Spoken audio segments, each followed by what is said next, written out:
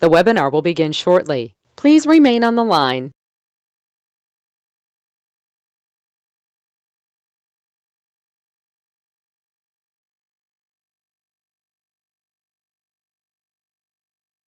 He will be playing Fortnite. We'll get to see his skills. Let's see if the man can multitask. We'll have some fun there. Maybe even troll him a little bit.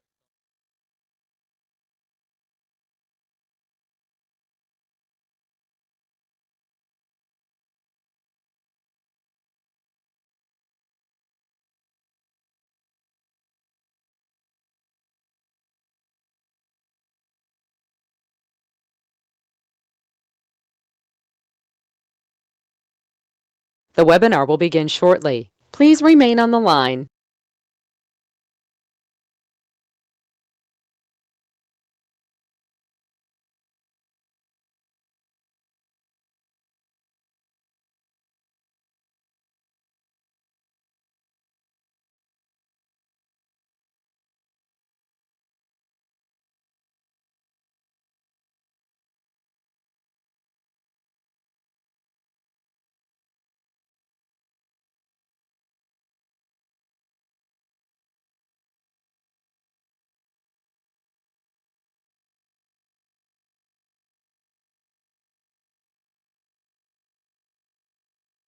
The webinar will begin shortly. Please remain on the line.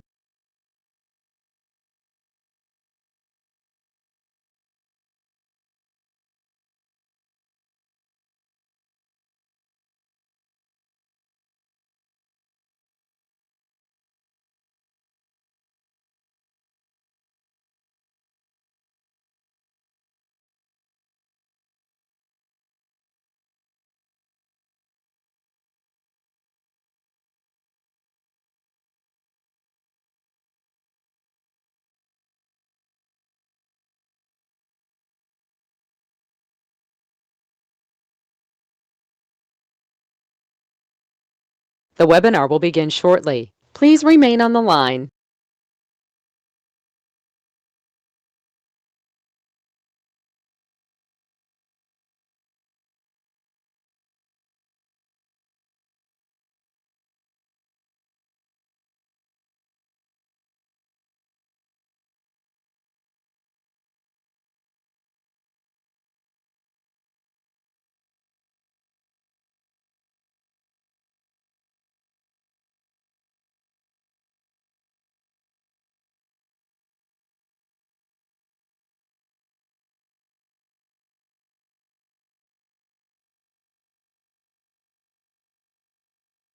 The webinar will begin shortly. Please remain on the line.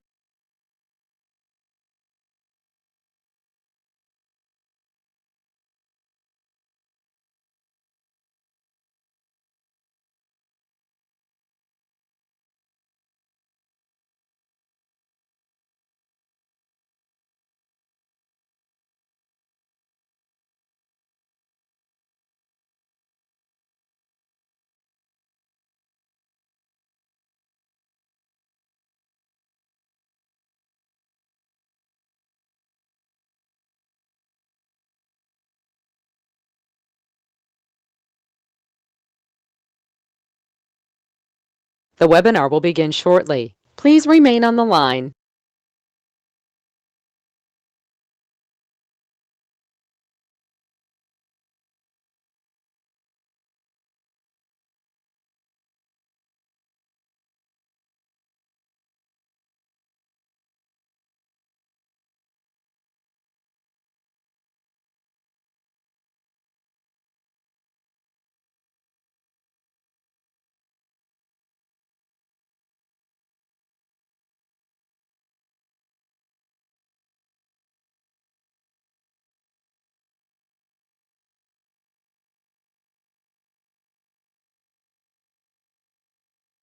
The webinar will begin shortly. Please remain on the line.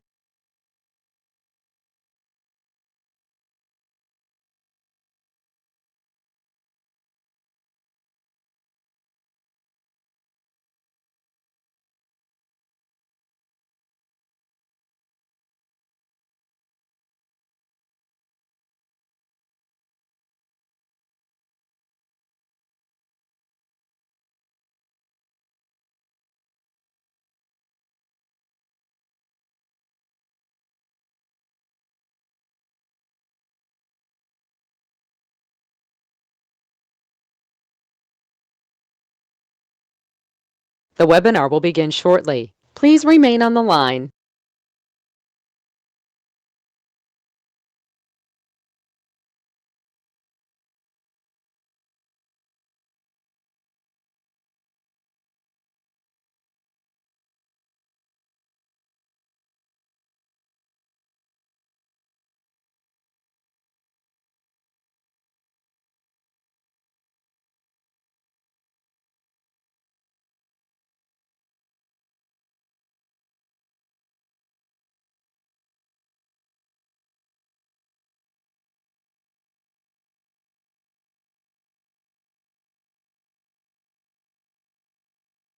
The webinar will begin shortly. Please remain on the line.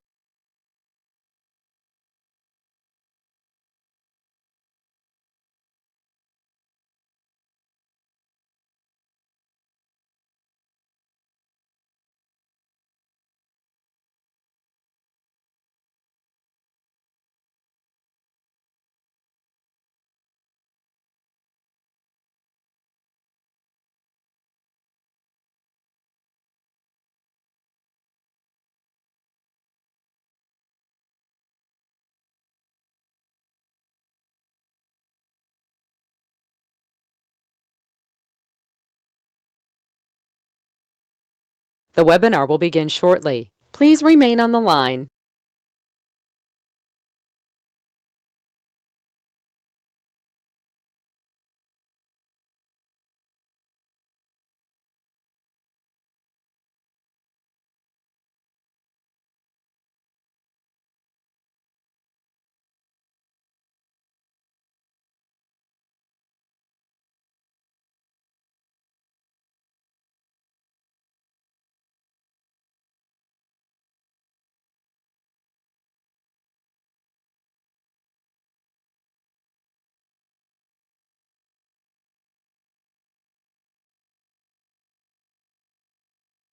The webinar will begin shortly. Please remain on the line.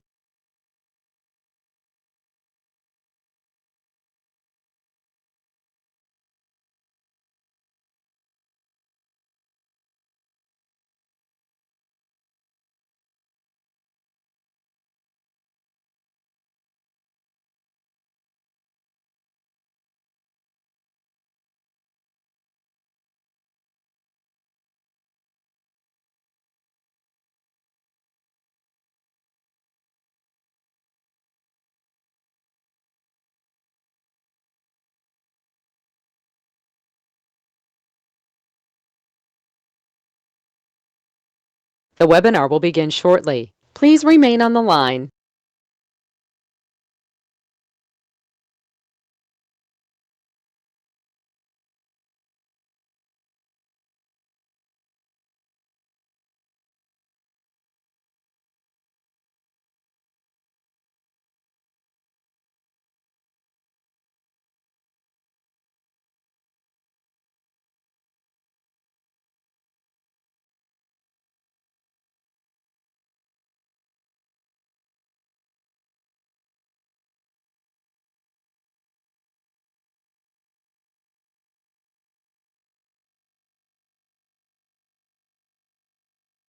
The webinar will begin shortly. Please remain on the line.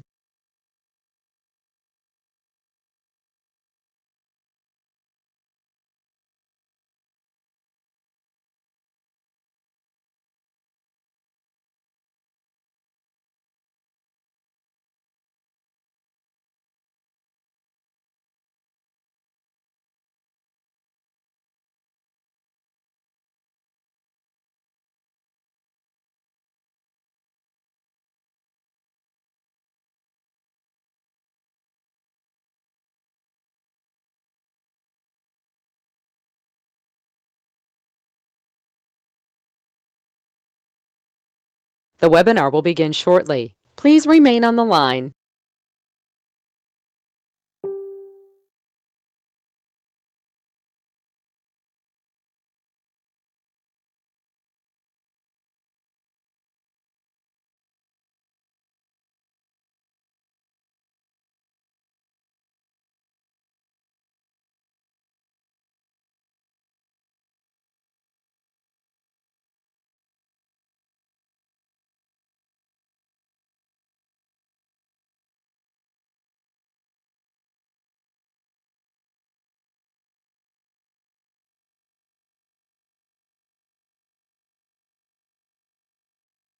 The webinar will begin shortly. Please remain on the line.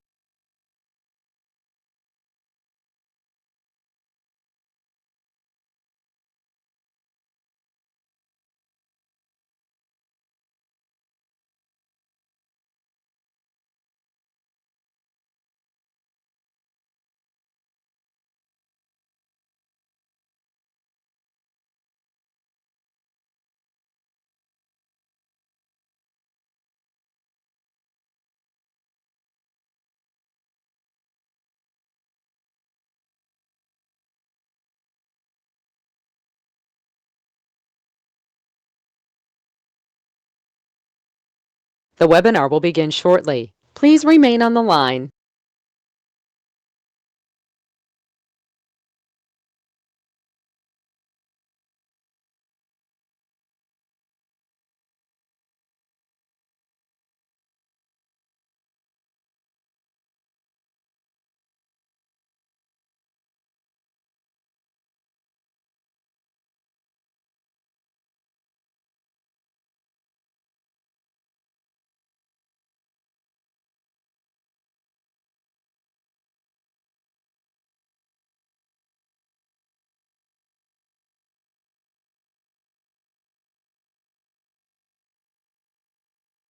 The webinar will begin shortly. Please remain on the line.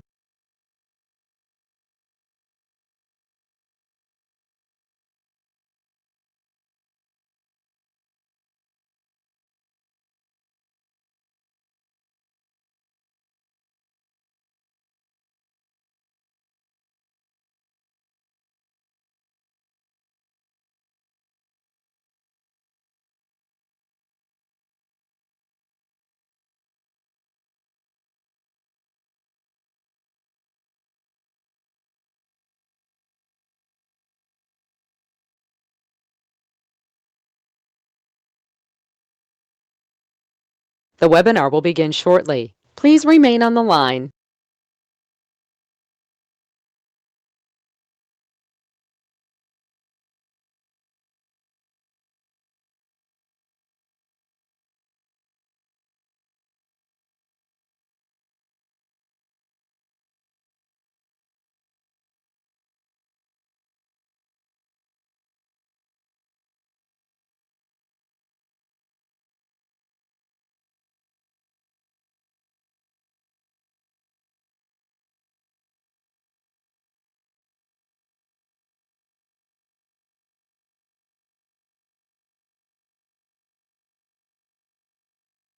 The webinar will begin shortly. Please remain on the line.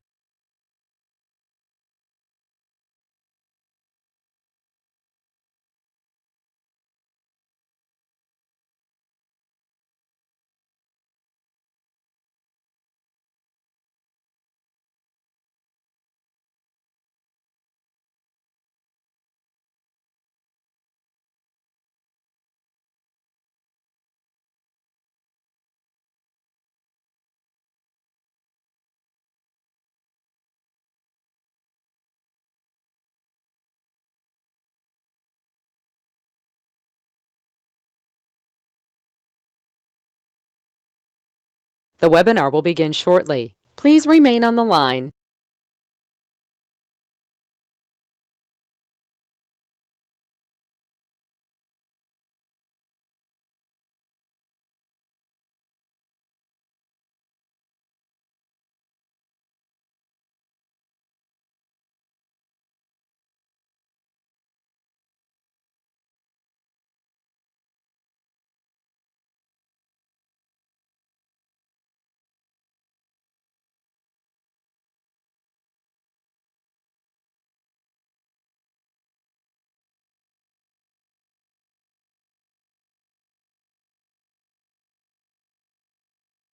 The webinar will begin shortly. Please remain on the line.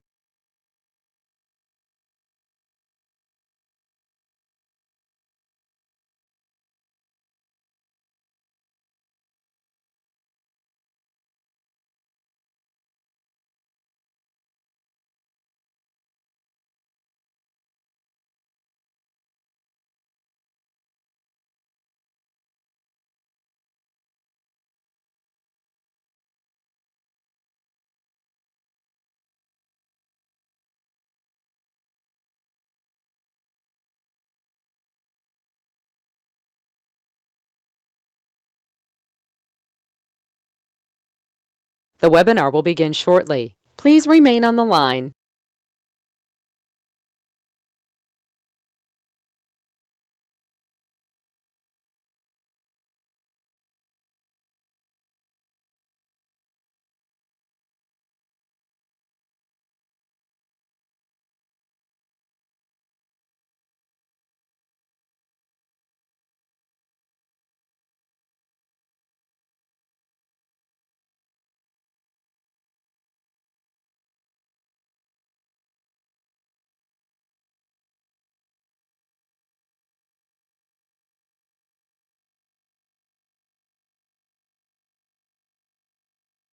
The webinar will begin shortly. Please remain on the line.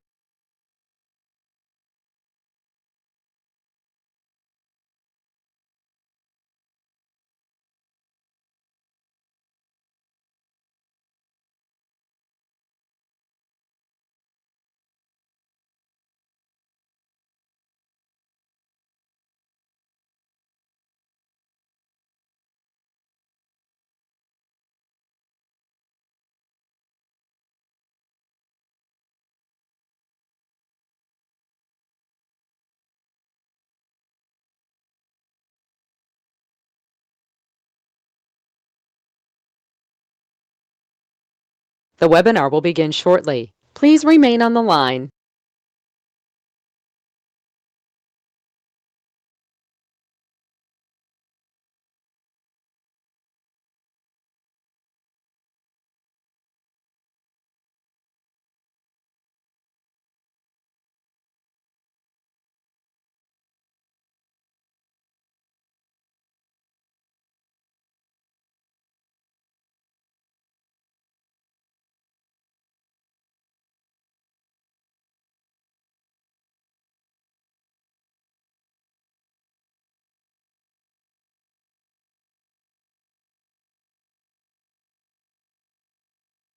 The webinar will begin shortly. Please remain on the line.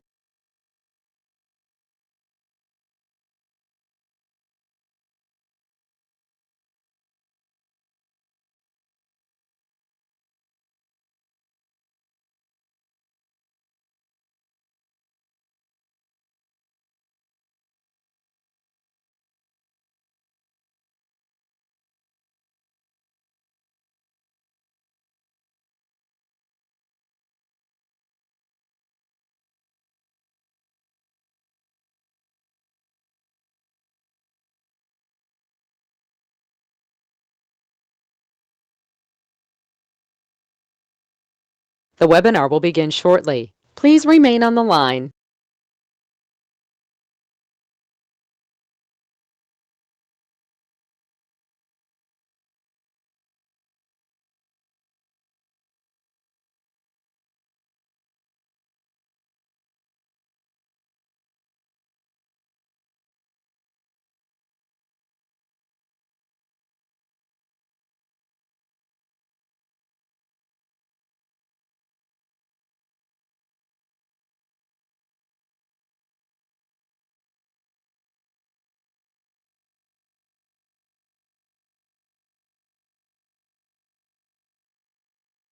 The webinar will begin shortly. Please remain on the line.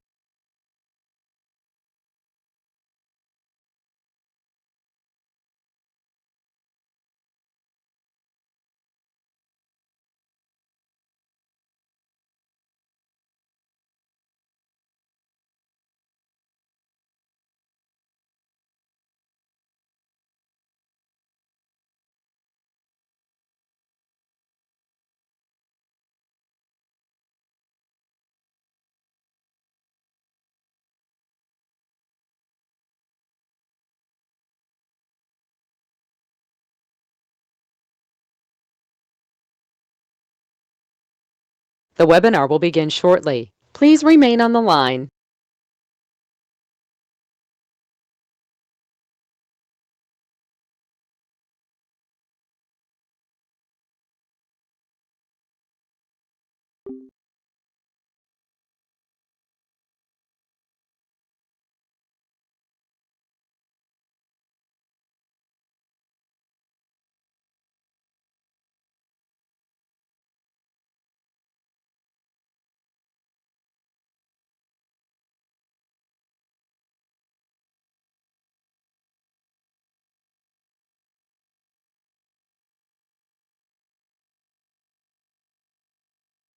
The webinar will begin shortly. Please remain on the line.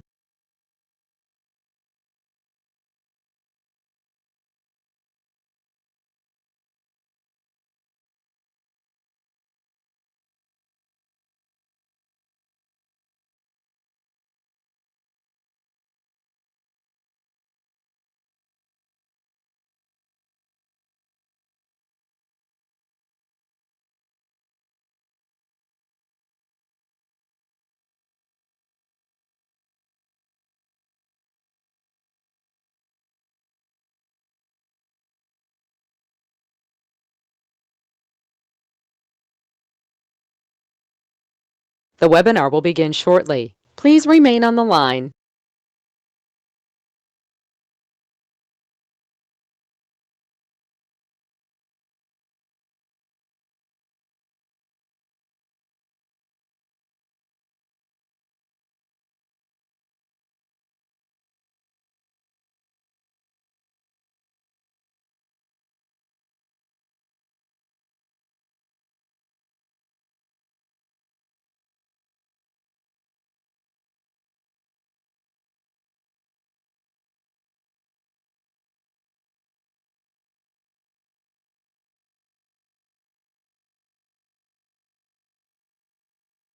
The webinar will begin shortly. Please remain on the line.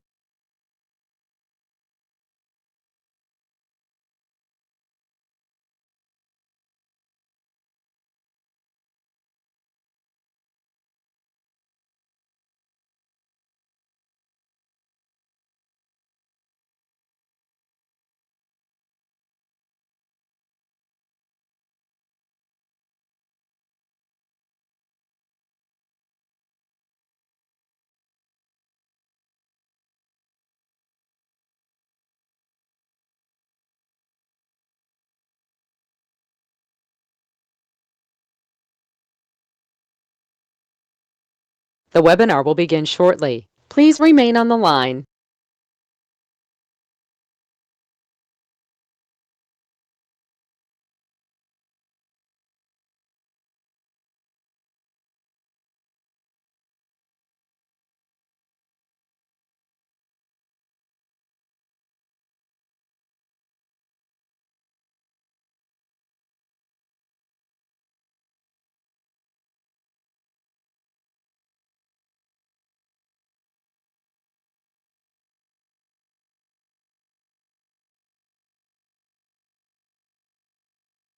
The broadcast is now starting. All attendees are in listen-only mode.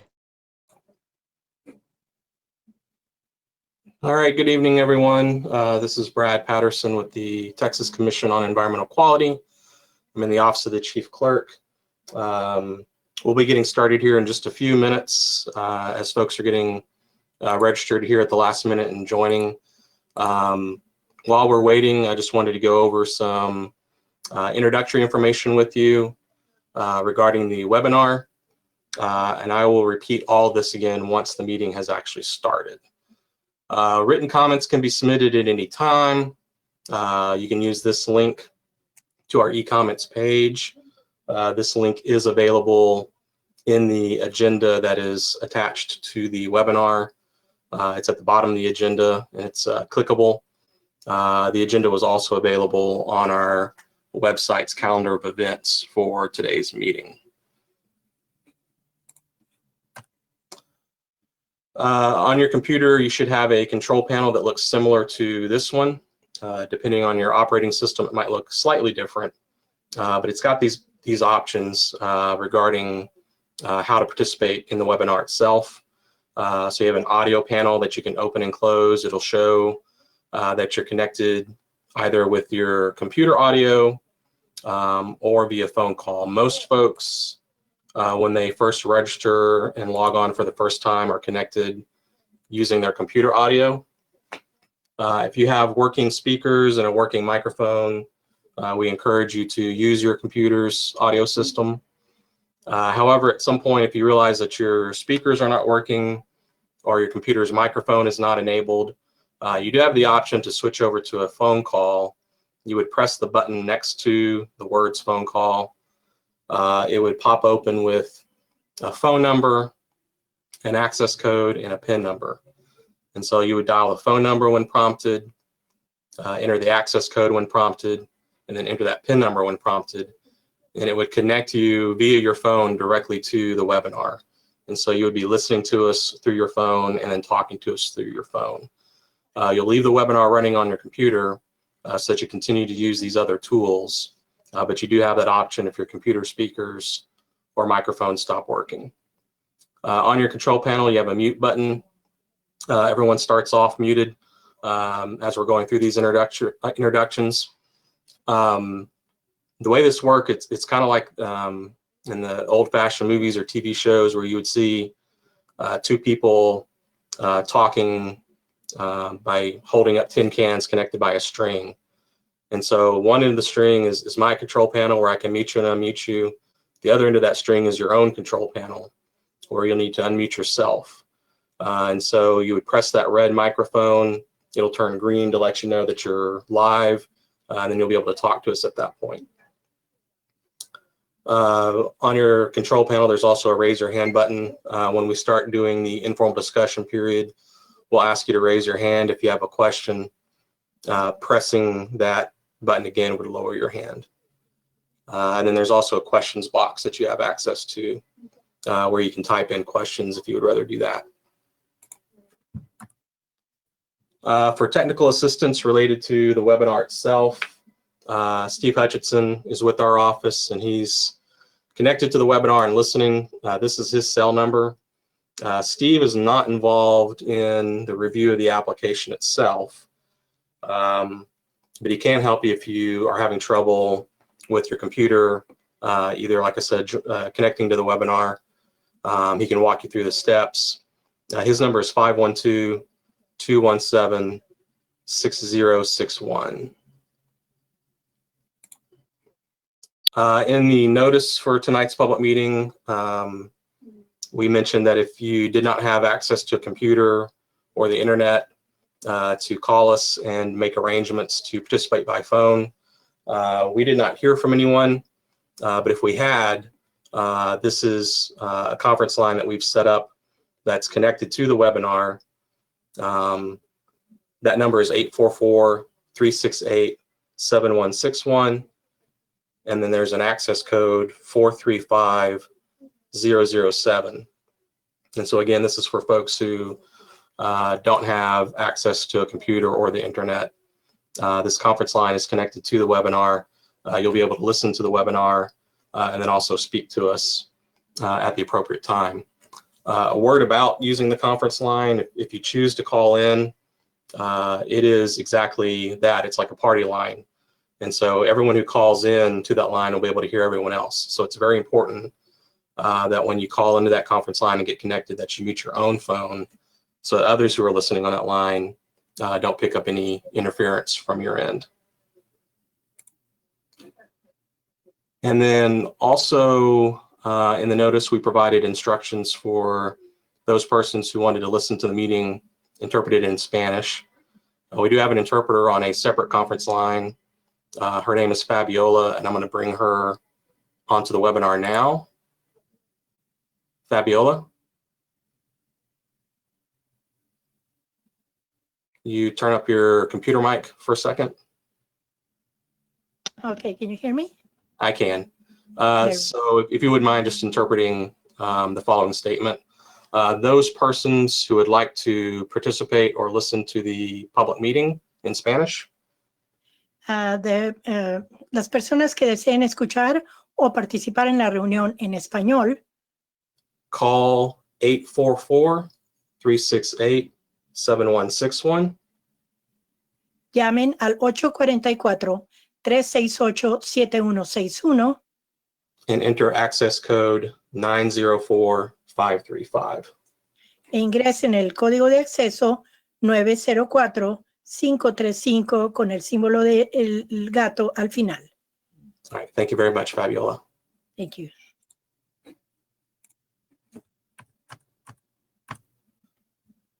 All right, I've got it's 8:05, so let's go ahead and get started with tonight's public meeting. Good evening, my name is Brad Patterson. I'm with the Texas Commission on Environmental Quality, in the Office of the Chief Clerk. This is a public meeting being conducted by the Texas Commission on Environmental Quality, or TCEQ for short. It's a public meeting on an application by El Paso Electric Company. It's for proposed permit numbers 1467, PSD TX 1090M1, N284, and GHG PSD TX 199. In just a moment, I'm going to go over some of the logistics related to participating in the webinar, but first I'll step aside and allow my colleague Deanna to introduce herself.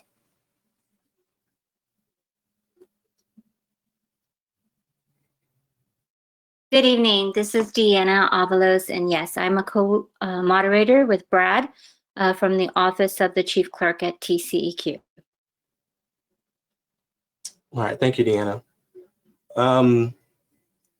So regarding the logistics for using tonight's, or for participating in tonight's meeting, again, written comments can be submitted at any time during the meeting using the following link. This is the link to our e-comments page on our website. This link is available in the agenda for tonight's public meeting. The agenda is attached as a handout to the webinar. The agenda was also available on our webpage on the calendar of events for tonight's meeting. I would encourage you to have paper and pen handy. We're going to go over some phone numbers here in just a second that you might like to have. First of all, on your computer screen, you should have a control panel that looks similar to this. Depending on your operating system, it may look a little different, but you have an audio panel that you can open and close, and it shows how you're connected to the webinar, either via your computer audio or via phone call. Most folks are connected via their computer audio by default, I think. So if your computer speakers and microphone are working, we would encourage you to use your computer to participate. However, at some point, if you realize that your speakers are not working or your computer's microphone is not enabled, you do have the option of switching over to a phone call. You would select the phone call button there in the audio panel, and it would show you a phone number with an access code and a PIN number. You would call the phone number. And then enter the access code when prompted, and then enter the PIN number when prompted. And then you would be connected to the webinar directly using your phone. You would hear the meeting over your phone, and you would be talking to us over the phone. Leave the webinar running on your computer so that you can continue to use some of these other features that I'm about to go over. Everyone has a mute button on their control panel. If the microphone is red with a line through it, your line is muted.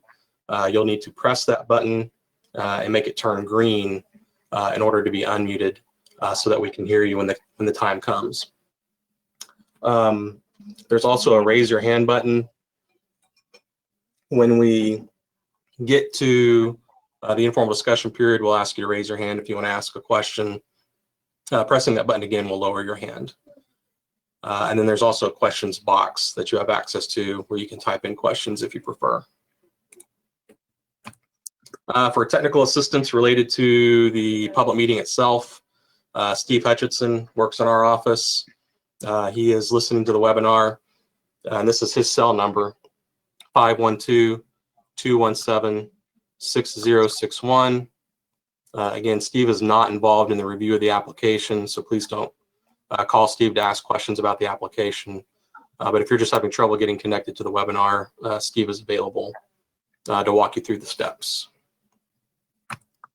In the notice of the public meeting, we mentioned that if you did not have computer or internet access, to call us and make arrangements to participate over the phone. We didn't hear from anyone, but if we had, this is the information we would have provided. We have a conference line that we've connected to the webinar where you could call in. The number is 844-368-7161. and then you enter access code 435007. And you'd be able to listen to the webinar over your phone and talk to us at the appropriate time.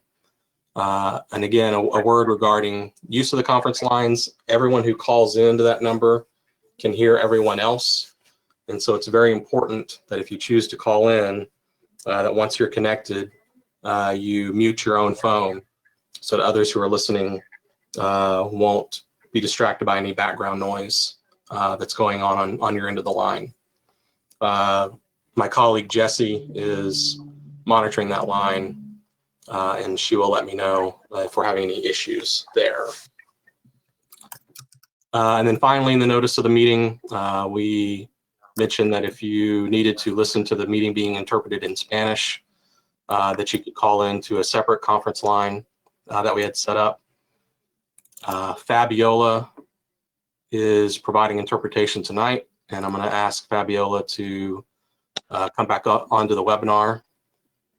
Fabiola? Yes. If you don't mind just interpreting, those persons who wish to listen to the meeting in Spanish. Para las personas que deseen escuchar o participar en la reunión en español, Can call 844-368-7161. pueden llamar al 844-368-7161 And enter access code 904535. e ingresar el código de acceso 904535 con el símbolo del gato al final. All right, thank you very much, Fabiola. Thank you.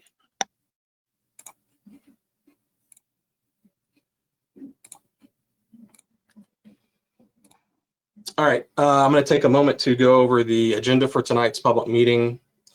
Before I do so, I did want to recognize that Cito Negron is with us from Senator Rodriguez's office.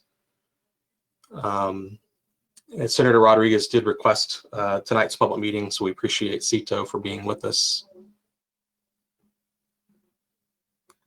All right, thank you. So tonight's meeting will be held in 3 parts.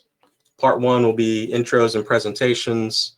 We'll introduce the representatives for the applicant and then ask them to briefly explain what their application is all about.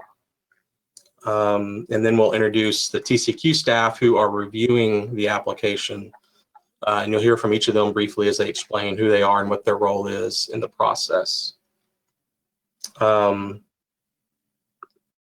We will then move on to part 2 of the meeting, which is the informal discussion period. We will give you an opportunity to ask questions regarding the application of either TCEQ staff or the applicant, and we'll try to get you a response here tonight. The most important thing to remember about the informal discussion period is that none of the statements that you make during that part of the meeting become part of the final record on the application. It really is just meant to be an information exchange. Part 3 of the meeting is the formal comment session.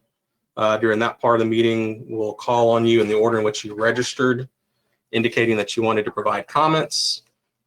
You'll hear me call your name. You'll then state your name for the record and provide your comments. For planning purposes, I can tell you at this point that we've got quite a few folks who are registered as attendees. We're approaching 100. And a fair number of you have signed up to provide comments on the record. And so for planning purposes, you should expect to be put on a 3-minute time limit when the time comes to give your comments during part 3 of the meeting. And so if you're worried that 3 minutes won't be enough time, I would encourage you to go to that e-comments link that I mentioned earlier, and you can start typing your comments there. Written comments and oral comments carry the same weight. All right, so with that, we'll go ahead and get started. We'll move into part 1 of tonight's meeting. At this time, I'll go ahead and turn the floor over to my colleague, Deanna Avalos. Thank you, Brad. This is Deanna Avalos again. So I'm going to walk you through the introductions of our panels, and we will begin with the applicant panel. I have Steve Buracek, who is a Senior Vice President of Operations, and he's going to speak a little bit of what they're applying to TCEQ for and anything they want to share about their operations. And he will also introduce his colleagues who will be a part of the panel for the question and answer session. Deanna, thank you. So yes, this is Steve Boracek. I'm Senior Vice President of Operations for El Paso Electric Company. With me tonight, I have Jessica Christensen, who is our Director of Sustainability. I also have Daniel Perez, who is our Supervisor of Environmental Compliance. And on the phone with me tonight, I have John Riley, who is our outside counsel, and Bill Jameson, who is our consultant from SWCA. So first off, Newman Unit 6, it's a state-of-the-art 228 megawatt gas turbine that will be located at the existing Newman Power Station. We selected Newman 6 as part of an overall generation portfolio transition to meet the needs of our 435,000 customers. In addition to Newman 6, we concurrently selected 200 megawatts of solar and 50 megawatts of battery storage as part of an all-source request for proposals to serve our region's growing energy demand. This portfolio selection will triple the amount of solar power on EP's system, and Newman Unit 6 will play an important role in that portfolio. This combination of new resources was identified by El Paso Electric as the most economical and best fit to reliably serve our increasing customer load and replace retiring capacity in the future. The construction of the unit will take advantage of the existing infrastructure that is already in place at the Newman Power Plant and will not disturb new land areas. It represents a significant investment in our community, which will result in an estimated regional impact of over $45 million and nearly 80 jobs. Operationally, Newman Unit 6 will enhance EP's ability to provide safe and reliable service and contribute to fuel cost savings because of the efficiency and heat rate of the unit. The addition of local generation will provide benefits to El Paso Electric and our customers, including additional capacity, additional voltage support during normal and contingency situations, additional reserves, and increased flexibility in the maintenance cycles for all of our local generation fleet, as well as our transmission system. Newman Unit 6 will have the ability to cycle on and off and ramp up quickly. This will allow for an efficient use of resources and support our ability to respond to the intermittency of renewable resources. The new unit will be operated as a peaking and load following resource. In addition to operational flexibility, the unit output will displace less efficient steam generation, resulting in significant fuel and water savings. Bottom line is Newman Unit 6 will be a key component of EP's generation portfolio, providing the flexibility to integrate renewable generation resources and is necessary to continue to provide our region with reliable power. Thank you. Thank you, Steve. So now I'm going to turn to the Texas Commission on Environmental Quality, which is TCEQ for short, panel. And we will start with the Air Permits Division. I have Mark Sturdivant and Daniel Jameson. Mark will speak to the permit review process of the application. Hello, my name is Mark Sturdivant, and I'm an environmental specialist with the Air Permits Division of TCEQ. I was assigned a review of the air permit application for El Paso Electric Company, the Newman Power Station. The proposed amendment will allow for the construction of a new Mitsubishi 501G series natural gas 230 megawatt simple cycle combustion turbine fired by pipeline quality natural gas along with ancillary equipment. The simple cycle turbine will be equipped with low NOx emission combustion technology, selective catalytic reduction, an oxidation catalyst, one emergency engine, and one line heater. The air permit review conducted included three major components: a best available control technology, lowest achievable emission rate review, also known as a BACT LAER review, or a backed layer review, an impacts review, which include modeling and consideration of predicted concentration, and drafting of permit conditions to ensure plant operations are represented in the application, as well as ensuring compliance to federal and state rules. A BACT LAER review is conducted to ensure that emissions from the proposed facility will be minimized. This review was conducted by comparing the proposed facility's emissions and control technology to similar proposed and existing facilities throughout the state and the nation.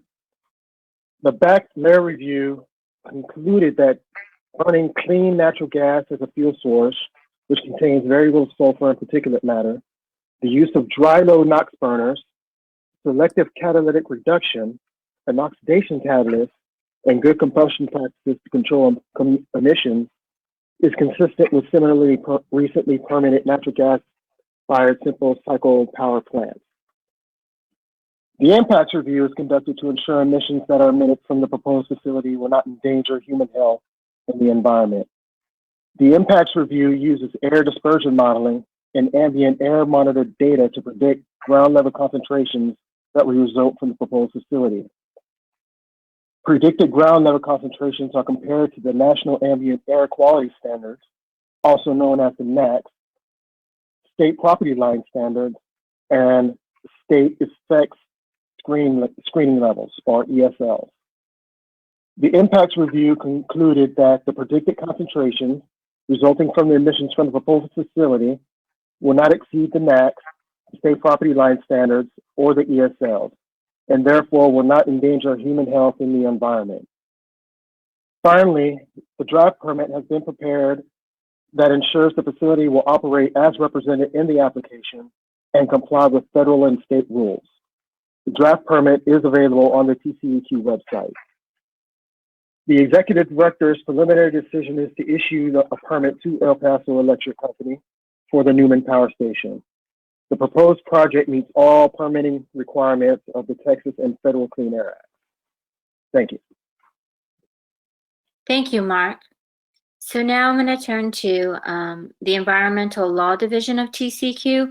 I have Amy Browning, who is a staff attorney, who will speak to the administrative process for this type of application, specifically the public participation component. Amy? Thank you, Deanna.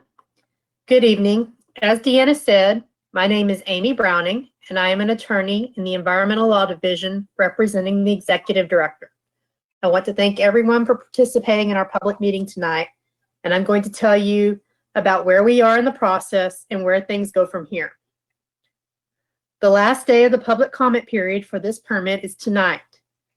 After the public comment period ends, the Executive Director will prepare a written response to comments that will respond in writing to the comments received during the comment period, including any comments received previously and any comments we received tonight in writing or orally during the formal portion of the meeting. When we complete the RTC, it will be mailed to all persons who provided comments or are on the mailing list for this permit. If we have any requests for contested case hearings, those requests will go before the TCEQ commissioners during a regularly scheduled meeting, and the commissioners make a decision on whether to grant those requests. Those people who file requests will receive notification when this meeting is scheduled and how to file a formal written response for consideration by the commissioners. For a contested case hearing to be granted, it must be requested by an affected person in writing. To be an affected person, you must demonstrate that you have an interest in the matter not common to the general public, and you must have submitted comments on this application about these issues. These can be comments given orally tonight during the formal comment period part of this meeting, or submitted in writing before the end of the comment period. Requests for contested case hearing must be in writing You must also include a physical address in your request so that your proximity to the facility can be determined. Please make sure you include a physical address with your request, even if you would normally receive your mail at a P.O. box. If a contested case hearing is granted, it will go before an administrative law judge of the State Office of Administrative Hearings. The ALJ will hold an evidentiary hearing similar to a trial with witnesses, testimony under oath, a court reporter, etc., but no jury. At the conclusion of the hearing, the ALJ will issue his or her findings and recommendations, called a proposal for decision. These findings will then be brought back to the commissioners, who will consider the ALJ's findings and issue a final decision on the permit. Thank you, and I'm available for questions. Thank you, Amy.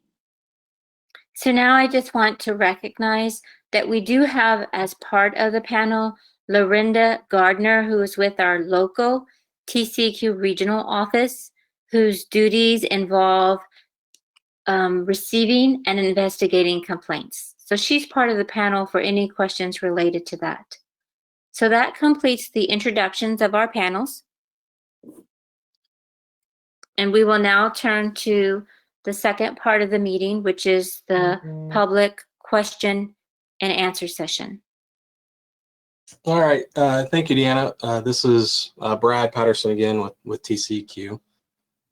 Before we get into the informal discussion period, I mentioned earlier that tonight's public meeting was requested by State Senator Jose Rodriguez. And I believe that Senator Rodriguez may be with us now. Senator Rodriguez, can you hear me? And can you unmute yourself? Just want to see if you want to make any welcoming remarks before we get started. All right. Can you hear me? I can. Go ahead. Thank you for being with us. Well, listen, I appreciate you allowing me to say a few words. I simply wanted to thank all the TCEQ personnel that have spoken, and of course the commissioners for allowing us to have this public hearing. And I wanted to thank all of the participants. I heard you announce that we've got over 100 participants, and I'm very pleased with that. But that's about it. I wanted to listen for a while and see what kinds of comments some of my constituents have regarding this. I have myself and Cito been briefed by the electric company, and then we were also briefed separately by an environmental group that is opposed to the facility, to the new plant. And so I think I have a pretty good idea of what some of the issues may be. So I'm just going to listen. Thank you very much, Brett. All right. Thank you again, Senator Rodriguez, for being with us tonight. Okay, so that brings us to the informal discussion period for tonight's public meeting. This is your opportunity to ask questions either of TCEQ staff or the applicant regarding this application that's pending before TCEQ. And so we're going to ask you to raise your hand if you want to ask a question, and we'll come to you and unmute your line and let you ask your question over the air. You also have access to a questions box where you could type in questions if you prefer to do that. I do want to mention that we've got about 34 of you who have signed up to provide formal comment on the record during tonight's meeting. And so I want to make sure that we leave time for y'all to do that. And there may be more of you who wish to provide comments when the time comes. And so we need to keep our questions focused on the matter at hand, which is the pending permitting application here at TCEQ, so that we can make the best time that we have tonight. So we'll go ahead and get started. Sharon Wilson has her hand raised. Sharon, I'll need you to unmute your line and then go ahead and ask your question. Okay, thank you very much. This is Sharon Wilson. I'm with Earthworks, and we submitted 10 pages of comments that are mostly questions about information that was left out of the permit. It seemed quite incomplete, and some areas were not specific about, they didn't give any technical information about how the plant was going to be clean burning and things like that. But specifically, since the modeling was mentioned, there was no modeling information available to when we made our comments. So I'm wondering if that information will be made to the public, and what kind of baseline was done for this modeling. Was there soil and vegetation sampling around the existing plant? And I just have a lot of questions about the modeling. So I'll go back, not just about the modeling, about the entire permit. Okay. And I want to know if our questions will be answered. Will you answer the questions that we submitted in our comments? Okay. Yeah. I'll go on. Okay. Thank you, Sharon. We'll address that. We'll go one at a time. I will ask that when you ask questions, if you wouldn't mind just going one question at a time. If you have multiple questions, that's fine. But I find it's easier for folks to respond to questions when we just take them one at a time. And so we'll start with TCEQ staff. Sharon's first question had to do with modeling and the availability of the modeling for public viewing and inspection. So, Brad, this is Amy. I will say that the air quality analysis, there is a discussion of the air quality analysis. It is in the preliminary determination summary that was posted with the draft permit on the TCEQ's website. So that is available. The air quality analysis that's part of the preliminary determination summary. That at least is available. Okay. And then Sharon also asked whether the comments that they submitted or the questions that they submitted as part of their comment letter would also be responded to. And I have not yet seen your comment letter, but we will respond to all the comments that we receive on the application. And so as long as what you submitted as a comment is clearly a comment, then we will respond to that. Yes. All right. Thank you, Amy. Up next, Luis Ortiz has his hand raised. Luis, I'll need you to unmute your microphone. Yes, hello, can you hear me? I can, go ahead. Okay, yes, my question is, I remember you specifically mentioning that the Newman site will have some sort of solar, quote unquote, solar power feature in it. My question is, why isn't the entire project solely focused on solar power, being it that in the Sun City, this could be our greatest asset instead of turning to, say, fracking or burning natural gas? All right, thank you, Luis. So yeah, go ahead. Yeah, this Steve project. So the question about solar. So we are adding 200 megawatts of solar, and that 200 megawatts of solar will actually be coming online starting in 2022. And so when we did the evaluation of the project, it's a balance of reliability, economics, as well as the impact on our customers. And so we looked at all of that. We went through a number of modeling scenarios. We had consultants look at this. And so the selection of the overall portfolio was the best option for us to continue to meet the reliability of our area, as well as to invest in clean, renewable energy. And so that's why we came up with, again, it was 200 megawatts of solar, 50 megawatts of battery storage, and 228 megawatts from Newman Unit 6. Thank you. Up next, we're going to go to Dominic Chacon, and then we'll go to David Bakey next. But Dominic, I'll need you to unmute yourself. Go ahead. Yes, can you hear me? Yep. Awesome. My question is going to the El Paso Electric experts on today's call to ask them, besides the El Paso Electric desire to expand their portfolio, what is the actual usage demand from the current users to actually justify the increase of electric generation out here? Is it the population growth that we're not seeing here in El Paso?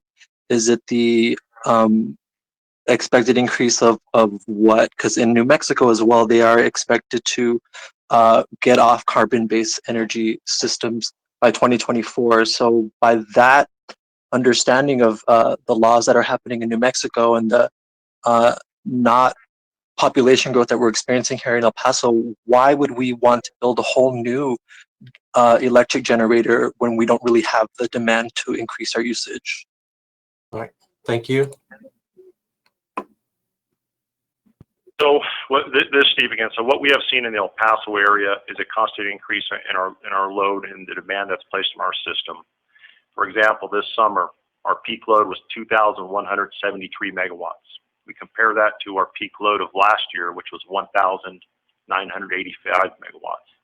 That's a 9.5% increase year over year.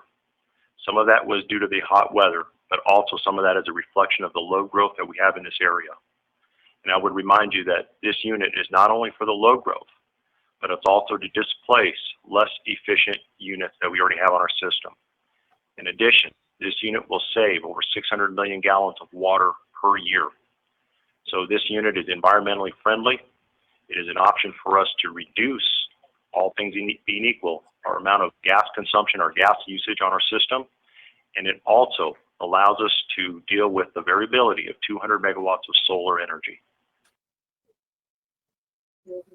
All right, thank you. David, Bakey or Backy? Hi there, David Bach, like the composer. I missed it every which way. Sorry about that. You're not the first one. I actually have, I had a question, then I had another question that was raised by the most recent comment.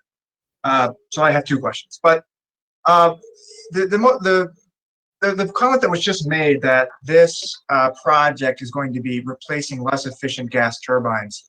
I've seen that in El Paso Electric's public relations materials, etc. But the application doesn't seem to suggest that any retirements will actually take place. I mean, the pollution additions that are reported in the application are all based on the idea that all of these plants are going to remain in operation. So what exactly are we to make of that? That El Paso Electric is making this public relations push that they're replacing their less efficient turbines, but there's no actual nothing in the permit requires them to do that, and there doesn't appear to be any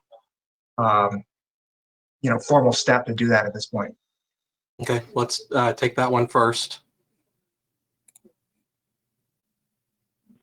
Yeah, so understand that as we go through a process and we retire units, there is a formal process that we have to go through, that we have to file for abandonment. And so we can't just make the decision to unilaterally retire a unit.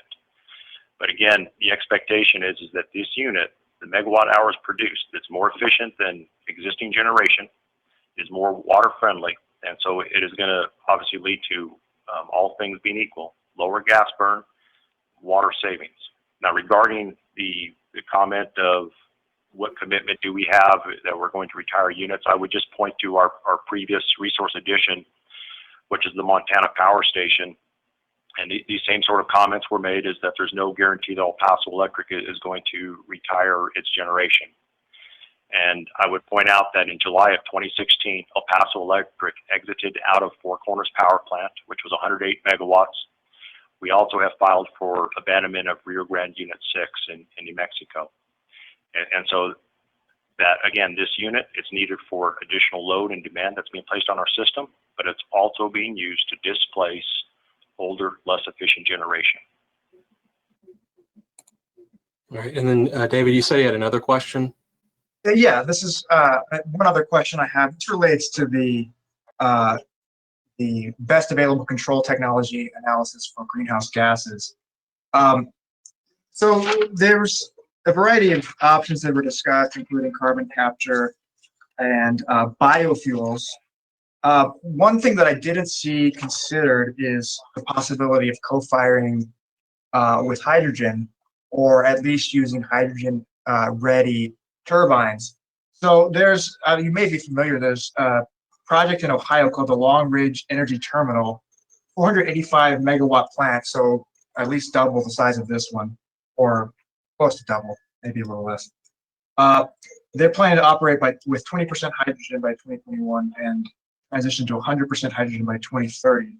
And they have, General Electric has an so-called H-class turbine, which can burn at the hotter fuels that are needed for hydrogen combustion. So I didn't see that in the discussion, and it seems like, I mean, I think this is something that those of us who watch this field, it's taking off more quickly than many of us would have expected. But given that there are plans to start operating, you know, a very large gas plant that will co-fire with hydrogen within the next year, actually before this project will be off the ground, shouldn't that have been considered as part of the greenhouse gas analysis? All right. Thank you, David.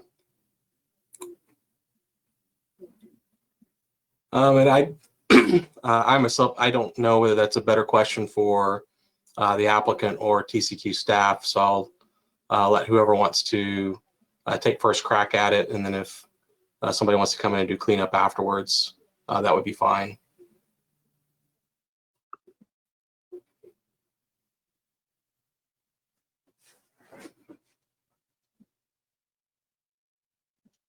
All right, Mark Sturtevant, are you still with us?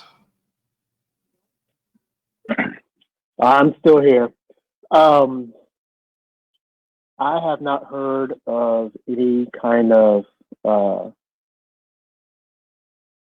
technology involving hydrogen or anything like that. So, and when the company does the ACT analysis, they check it against the rest of the nation and the rest of the state and compare. And as far as that comparison, I didn't see anything, because we go back and we kind of double check their, what we call the RBLC analysis. We go back and we kind of double check what they've seen to make sure it kind of matches. And in that search, I didn't see anything regarding, hydrogen. Now, if it's something that's new, we may not see it this go around. It could be a possibility that in the near future that this becomes the norm, but right now, there's nothing out there that suggests anything about hydrogen that we know of, that I know of. Okay. And just Mark, while I have you, Monica in the question box asked a question. The application includes a permit to increase pollutants. Why should we allow that?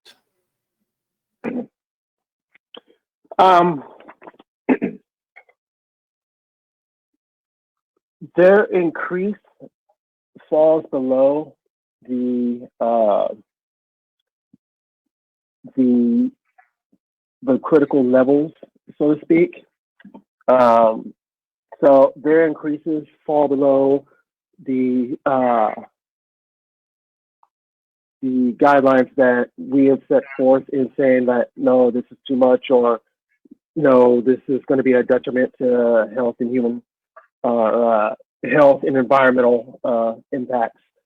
So as long as they meet the standards of the EPA's NAAQS and our effect screening levels, their increase is okay as long as they stay below those levels. All right. Up next, we're going to go to Miguel Escoto. Hi, can you all hear me? We can. You said you had a question. Yes, and it directly ties into NAAQS, into the National Ambient Air Quality Standards, right? Okay. So the question that was previously asked is very fair. Why, if there's going to be an increase of emissions, why are we going to approve this at this moment, right? So let's look at ozone NAAQS. At the moment, TCEQ is looking at this permit and looking at max, but they're only considering one of the air pollutants to be above the EPA standards, and that is PM, right? However, what TCEQ is incorrectly doing is not analyzing an accurate amount of ozone emissions. As you all know, the attainment standard for ozone emissions is 71 parts per billion, okay? And El Paso's region has consistently passed this threshold. Consistently. We're consistently going up above this threshold. Nonetheless, the EPA had refused to designate El Paso's region as non-attainment area, to the point where environmentalists had to sue.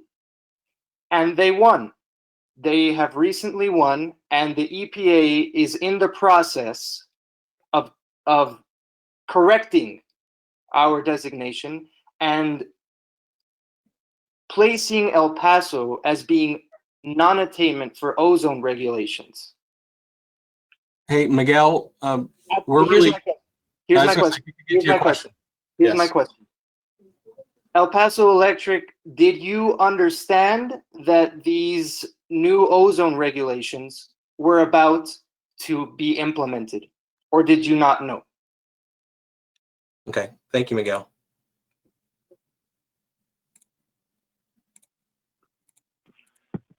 Yeah, so this is Jessica at El Paso Electric, and I think we respectfully disagree with sort of the characterization of the status of the ozone attainment area.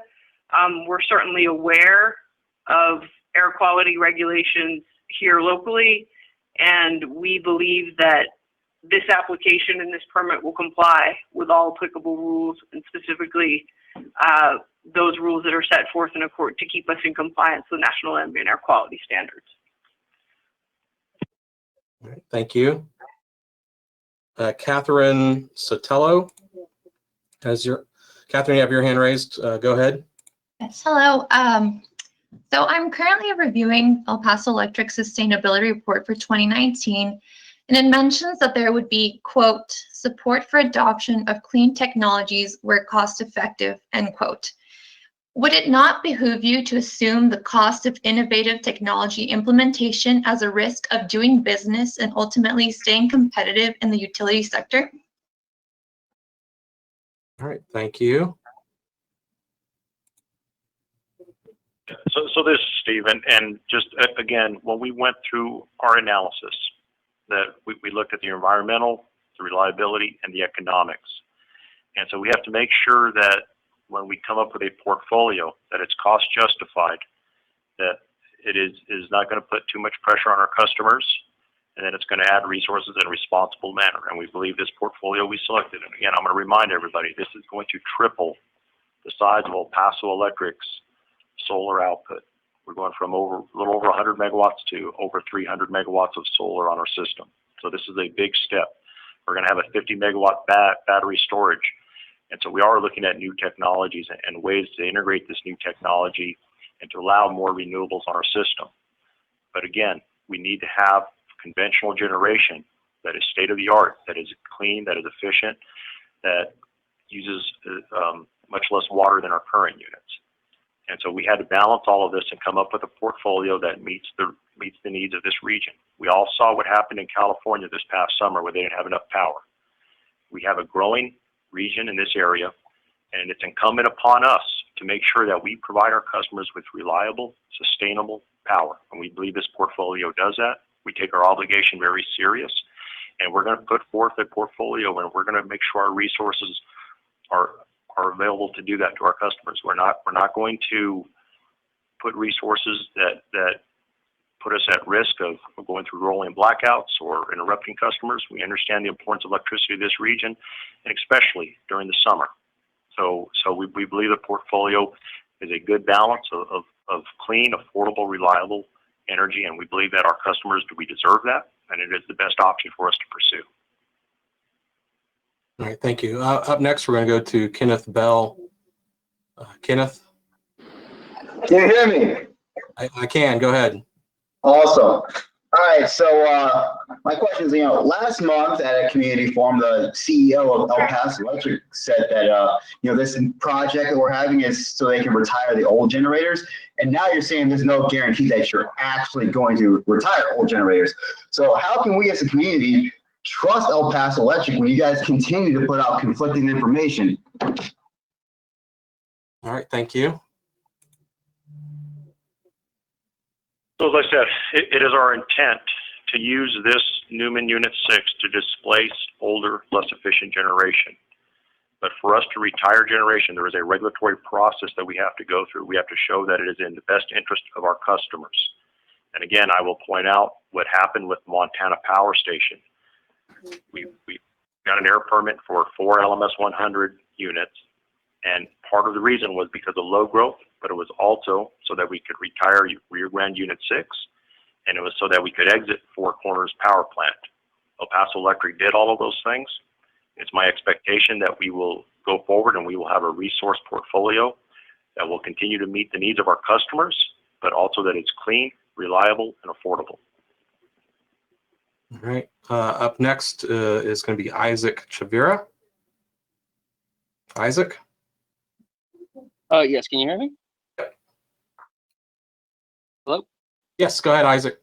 Oh, sorry about that. Yes, so we keep romanticizing the thought that, this is going to be clean natural gas. And as plenty of my colleagues have mentioned so far, that there's a lot of conflicting information. The other thing that I want to point out is that El Paso Electric was bought out by JP Morgan and Chase. This Wall Street bank has financed several oil companies, $410 million, and manipulating the prices on electricity market in Cali, Michigan. So, I mean, not only is this permit already being vague, kind of getting a lot of conflicting things going on, we also have to deal with the fact that JP Morgan Chase is running this and has proven not to be trustworthy in the past. So that's my primary concern in this whole situation. All right, Isaac, could you go ahead and maybe just distill that into a question for us? So how are we supposed to trust that everything that you guys are putting out as of right now, especially with so many conflicting things going on, or so many conflicting notions being brought up in this public meeting alone, that we can trust that this is going to go the way that you guys are making it out to be? Okay, thank you, Isaac. So in regards to ownership of El Paso Electric, the ownership is IIF, the Infrastructure Investment Fund. It is not JP Morgan. I know this question has come up numerous times, and I'll keep saying it because that is the truth. It is Infrastructure Investment Fund. Regarding the trust as to what El Paso Electric says and what El Paso Electric does, I think there's 100% consistency in that. Again, I will point out as an example, the LMS 100 units at the Montana Power Station. What we said we were going to use those for, how we've used them, and what they were going to replace. All of those things that we have said in the past, and this was not the distance past, this was in 2016. All of those things have come true, and we've done exactly what we said.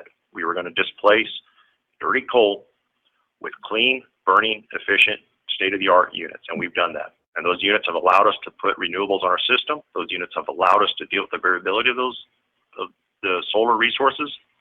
And now we're doing this again. We're going to put Newman Unit 6. It's going to have the ability to cycle up and down, ramp on, ramp off, and that's going to allow us to deal with the variability of 200 megawatts of additional solar. So I think everything that we've done in the past and what we're telling you now is 100% consistent. So I don't think there's any ambiguity. Even let me interject. There's quite a few hands up. I need to take a quick break.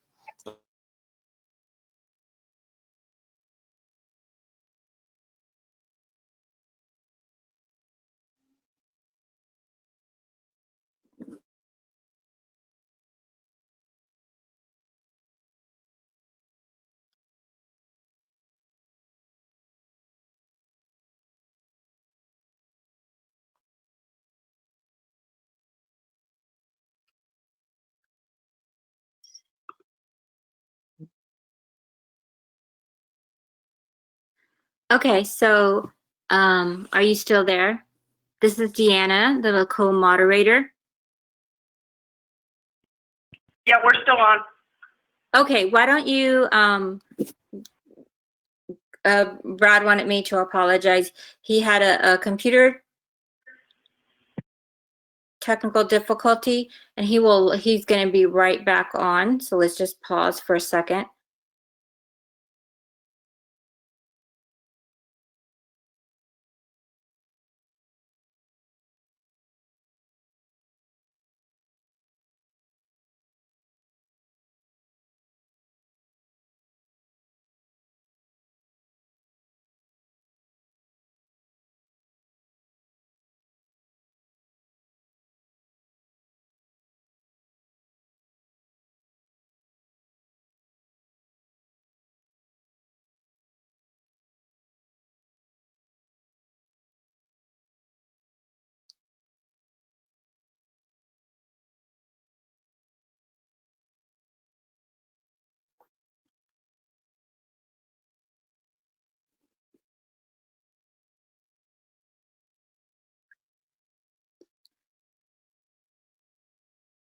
I want to thank everybody for persevering with us.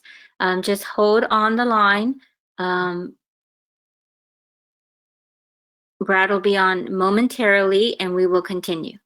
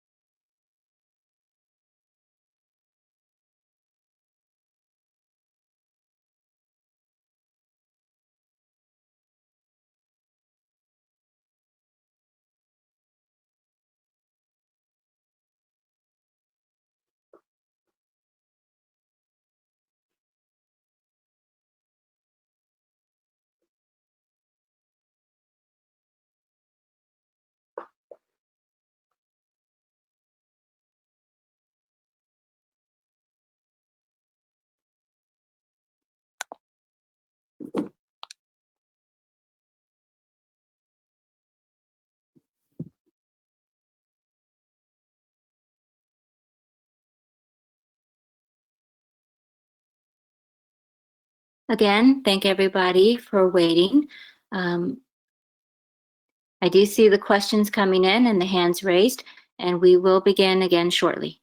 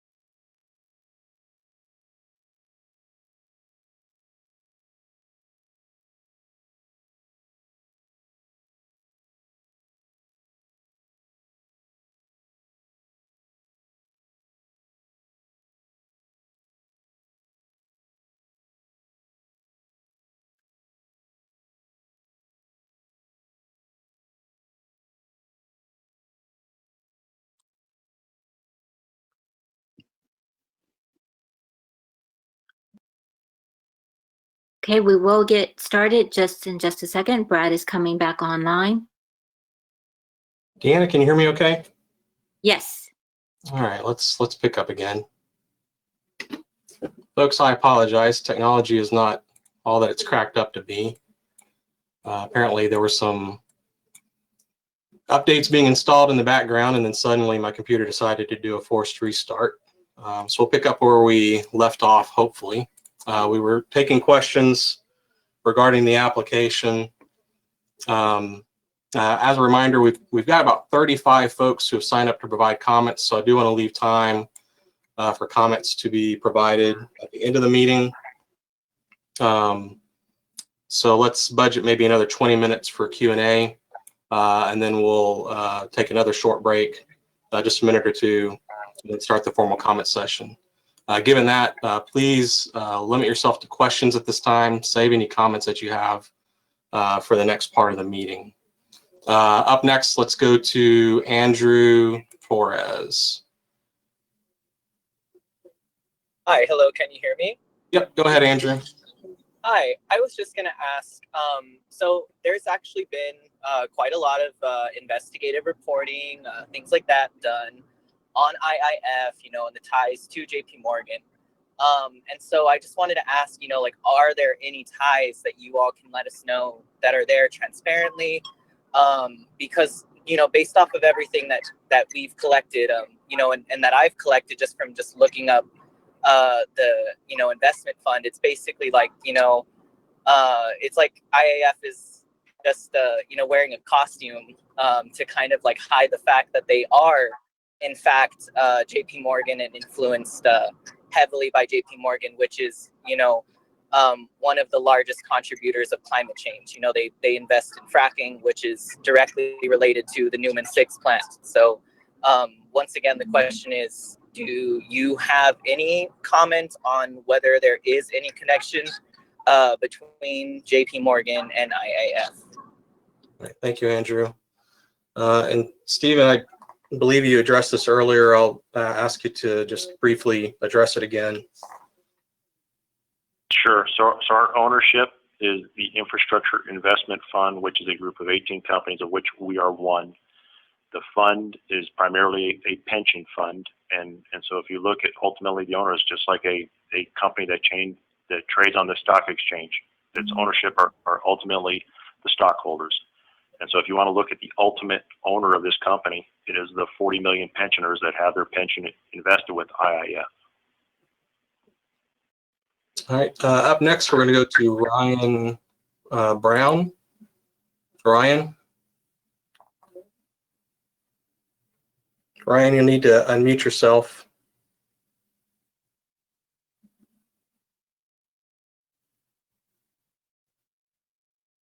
All right, we may come back to Ryan in a second.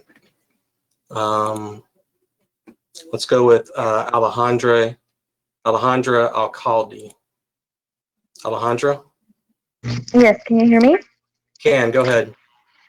Hi. Yeah, so I just have basically two questions. One is for El Paso Electric. Just, I'm just considering, why do you need the taxpayers to pay for this new generator, which doesn't look like it's been fully vetted? And then for whereas in Santa Teresa, they were able to pay for their change to fully solar. That seems to be much cheaper. The company could pay that by themselves. Also, just a question for the commission. It just seems that just a simple research of this generator seems to be more problematic than what it's being sold as. So, you know, just considering, going back to Santa Teresa, it just looks like the output of the electricity that their renovation is promising is going to be cheaper, is going to be much cleaner. The fact that El Paso seems to be a step backward compared to Austin or San Antonio, who have moved their local governments to move to a solar, more cleaner base model, whereas El Paso is being pushed backwards. I don't know, it feels like 50 years with this fossil fuel base model. So why has it gone this far in regards to the permit? I just don't understand it. Thank you. So I'll let El Paso Electric first address your question regarding taxpayer funding.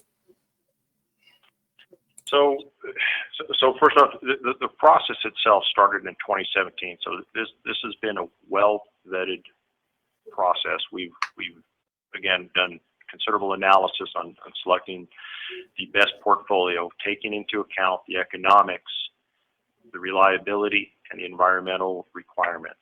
And we believe that Newman 6 is the best fit, again, as part of an overall portfolio. As far as taxpayers, this is a Newman Unit 6 will be put into rate base, but again, we have an obligation to serve. And you think of a situation where you lived in a city where you called for an ambulance and the ambulance showed up was 50 or 60 years old. It probably doesn't give you the best confidence that you're going to have reliable service.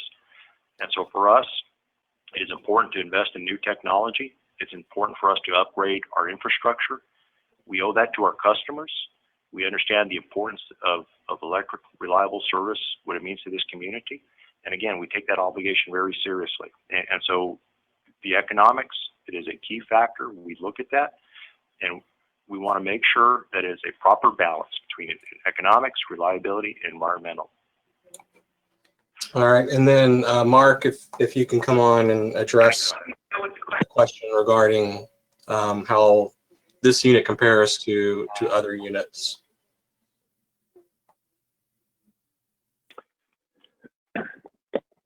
No, okay. You can hear me, right? Yes. Okay.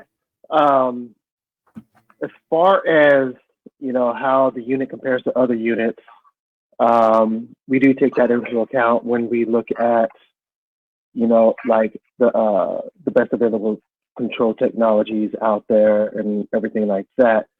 But as far as which units, we really don't have a say on which units are the best and which units aren't the best. I know companies go off of, you know, the manufacturer's specifications, and then the companies tell us, hey, this is what we're going to do, and this is the unit we're going to use because of X, Y, Z. And we can't tell them which units they can and can't use.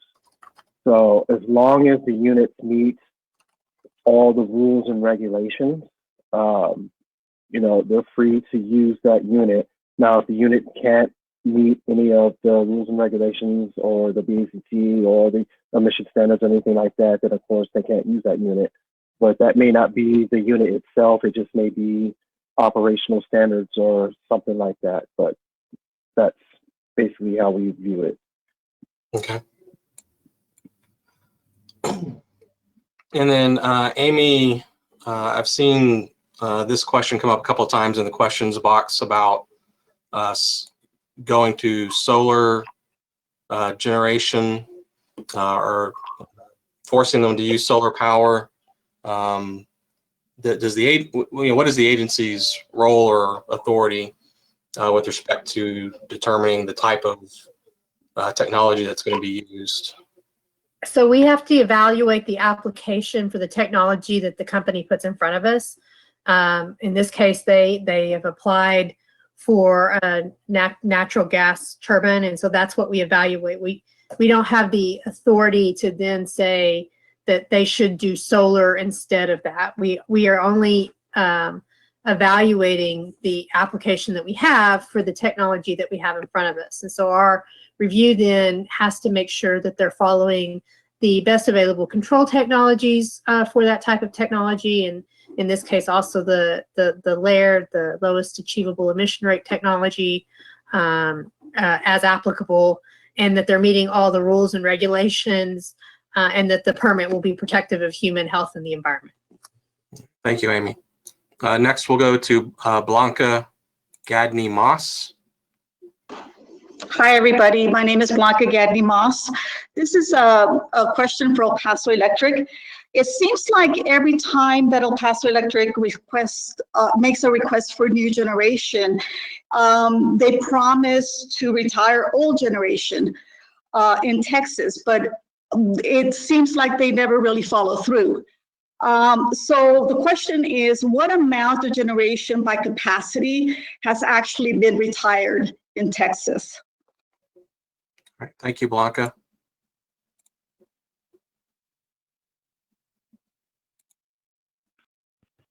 So we have exited the Four Corners power plant, which is a total of 108 megawatts. And we have filed for abandonment of Rio Grande 6, which is 45 megawatts. All right, thank you. Up next will be David. Let's see, David Merrick. Hi, can everyone hear me? Yes, you see you have a question? Yes, I do. I am reading an employee communication from former CEO Mary Kipp to the El Paso Electric Company regarding the purchase of El Paso Electric from IIF, the Infrastructure Investments Fund, mentioning how the IIF is a dedicated infrastructure investment group within JP Morgan. My question is for Steve Brojek, and the question is this: is it your intention to mislead this forum, or were you ignorant of this employee communication? Thank you. So I think that this question has been asked, it's been answered, but I'm going to go ahead and do it again the third time. Our owners, IIF, the Infrastructure Investment Fund, they have advisors that are employed by JP Morgan, but we have a board that is based primarily of independent directors. And so it is not a JP Morgan company. Again, we are owned by IIF. They are separate and distinct from JP Morgan. Antoinette Reyes, you have your hand raised. Hello. Hello. So I had two questions. One is, why hasn't battery storage played a bigger role in the analysis and plans, given that the gas is supposedly supposed to help El Paso Electric be more reliable versus relying on solar alone? Battery storage is getting cheaper every year, if not every quarter. And then I have another question regarding the timing of the permit. Since the project won't go online for several years, is the permit being applied for now to intentionally get it approved before stricter standards for ozone are implemented, possibly next year? Okay, thank you. So as part of this portfolio, we actually selected 100 megawatts of battery storage. 50 megawatts of that is coupled with the solar.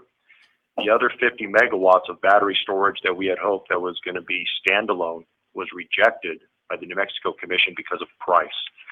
And so because of the new technology, and we thought it was a price that was going to work well with the renewables, and it was going to give us an opportunity to have standalone storage, it was rejected not by El Paso Electric, but it was rejected by the New Mexico Commission because of price.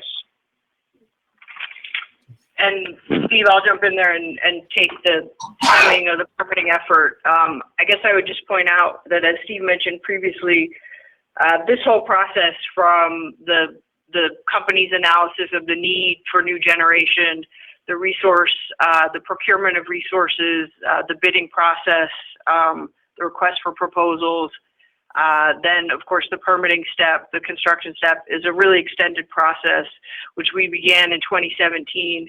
We actually initiated the application with Tceq. We filed it last November of 2019. As you can see, it's already been a year in the making. We don't believe that this is by any means early permitting. To have this unit online in 2023 for our peak season, we have quite a construction process ahead of us once all these approvals are granted.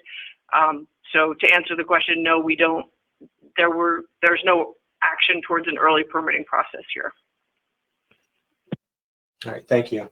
I'm going to take just a moment to check in with our Spanish interpretation line to see if is there anyone listening on this conference line that would like to ask a question regarding the application.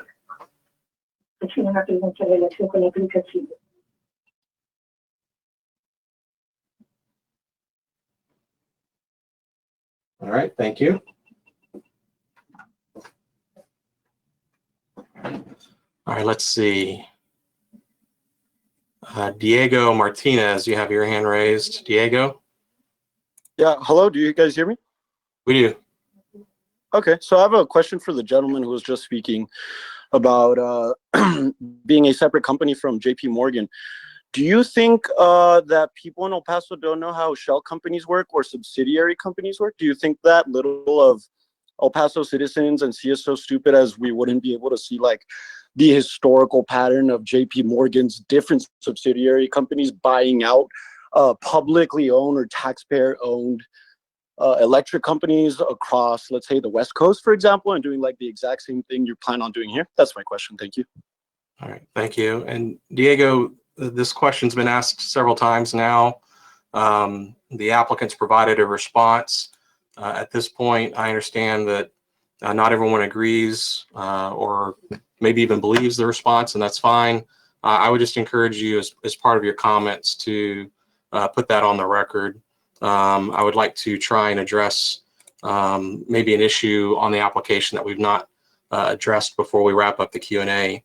I'm looking for someone who's not yet had a chance to ask a question. Okay, we'll go back to Jack McDonald. Jack, you have your hand raised. Hi, so I'm Jack McDonald. My question's pretty easy. It seems like there's a lot of discussion about this like solar versus gas issue, and the EPE representatives keep referencing back to these models and analysis they've done.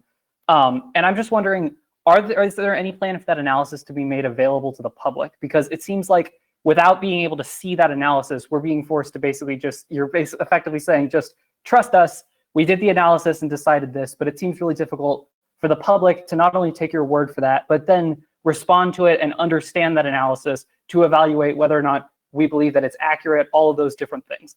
I understand that some of it might be proprietary, but is there any plan to release maybe an abridged version of it, or even the analysis wholesale to the public? Thank you, Jack. So as part of this process, we have to go to each of the commissions and we file, essentially we amend our CCN. And so in both Mexico and Texas, we have done that.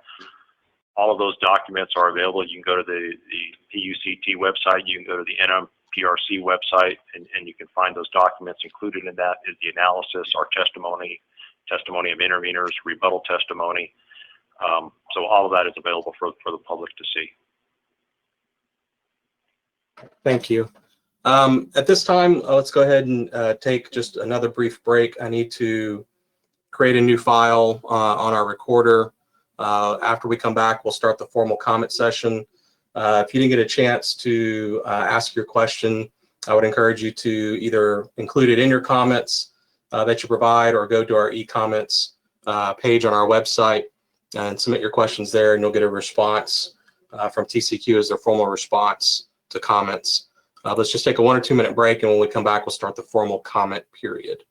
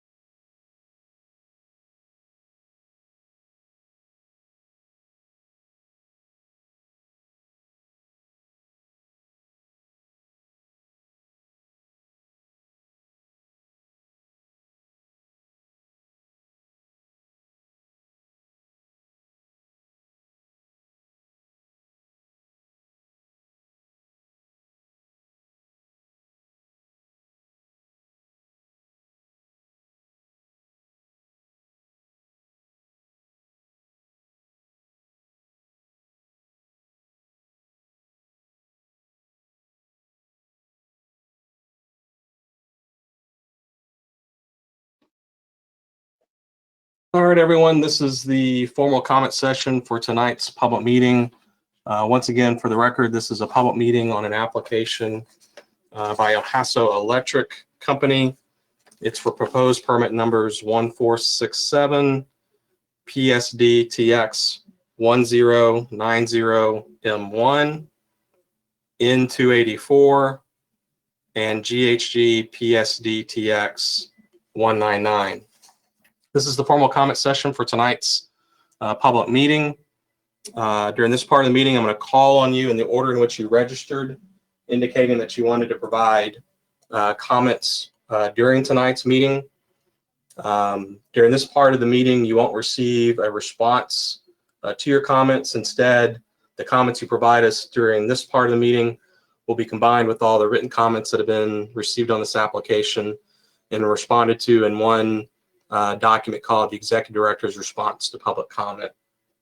As I mentioned earlier, there were about 35 of you who had registered to provide comments. We may have more of you at this point that want to.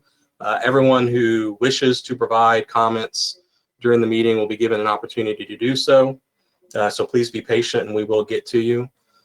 Due to the number of folks that we have signed up to comment, I am going to put you on a 3-minute time limit. So I'll call your name. When you hear me call your name, you'll need to unmute yourself. Go ahead and state your name for the record and then provide your comments. If I mispronounce your name, I apologize in advance for when that happens. Please feel free to correct me. Once the clock ticks down and you're out of time, I'll ask you to wrap up your thought and then give someone else a chance to provide comments. If 3 minutes is not enough time, again, you can go to the e-comments page on our website and provide additional comments there. What I'll do is I'll call on you in groups so that you can be prepared in advance. So our first group will start with Faye Gentry and then go to Miguel Escoto, Ana Reza, and then Adrian Ordonez. So let's go. As I am looking at my attendees list, I don't see that Faye Gentry is with us. We may come back and try Faye again later. So then that brings us to Miguel Escoto. Miguel? Yes, I'm here. Can you hear me? Yes, please go ahead and state your name and provide your comments. My name is Miguel Escoto. I live in the region, and I will not be able to fit in all of the outrage that needs to be said regarding this permit in 3 minutes. But I will try to do my best. Firstly, my first comment is that it is a complete lie to say that in order for more solar generation in El Paso's portfolio, we need more natural gas. There is an ocean of technical information that can disprove this. There is such a thing as clean energy storage. We don't need natural gas anymore. We are the 10th sunniest city in the world, and there's absolutely no reason why El Paso cannot have 100% clean energy. And natural gas is not clean energy.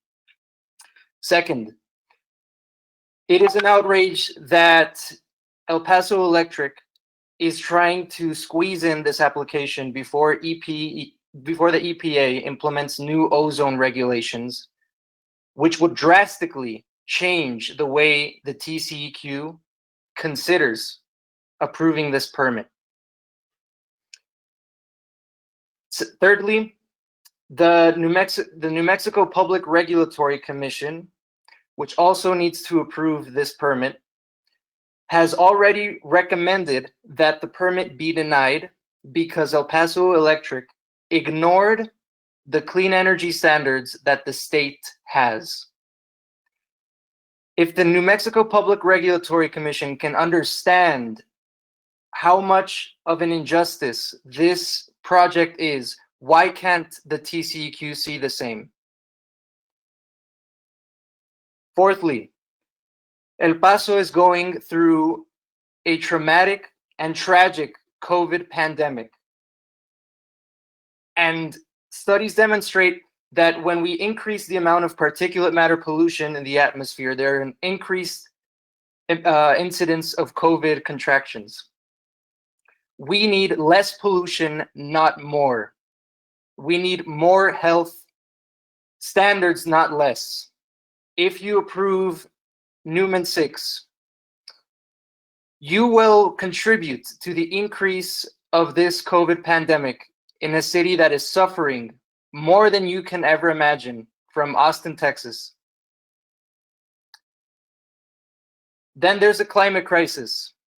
If approved, this project will increase the amount of CO2 emissions that are dumped from Newman generating station to over 1,335,000 tons per year. And that is an affront to our future. That is an affront to the climate. We should not be emitting millions of tons of CO2 greenhouse gases into the atmosphere. And I will end with trying to help you understand how natural gas is violent towards communities. In order to have natural gas, there needs to be fracking. Fracking is a dangerous process of extracting oil and gas, which gives cancer, increases earthquakes, and emits an incredible amount of methane greenhouse gases into the atmosphere. Okay, Miguel, your time is up. I need you to wrap up, please. I will wrap up by saying that if you approve this, you are committing to the destruction of future generations. Please think about that. Please think of the morality that you are in charge of here. Thank you. Thank you, Miguel. Up next would be Ana Reza. Ana, go ahead and unmute yourself, please. State your name and provide your comments. Hi, good evening. My name is Ana Reza. I live in the El Paso area. And I want to voice my opposition to any action by Tceq to amend existing permits or any new permits to El Paso Electric on this issue. I strongly support the organization and community members that speak out against these permits. Sierra Club, Rio Grande Chapter, Earthworks, Environmental Integrity Project, Sunrise El Paso are leaders in protecting our environment. Community groups like Chaparral, Parents in Actions, I believe them in the diligence, research, and facts that they present to us today and in their comments. It's bad for our air quality. Our air quality is already very polluted. We should be investing in cleaning our air, not allowing another source. And in the source, a source that has already been polluting our air currently to release more dirty air. It will increase costs for ratepayers. We can't afford those rates in our city already, and especially with the financial hardships connected to the current pandemic that will have long-term effects. We need to look out for what's best in our area. Please oppose the permits that are being asked from the El Paso Electric Company. Thank you. Thank you very much.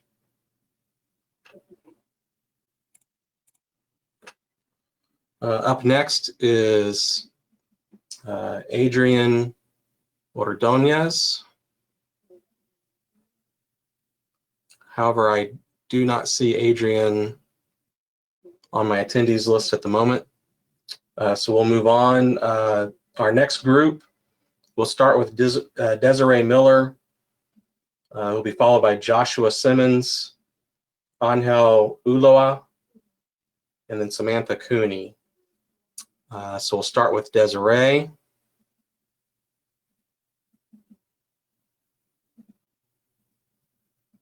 All right, Desiree also no longer appears on my list of attendees. Let's see if Joshua Simmons. Joshua? Muted. Joshua. How about now, Joshua?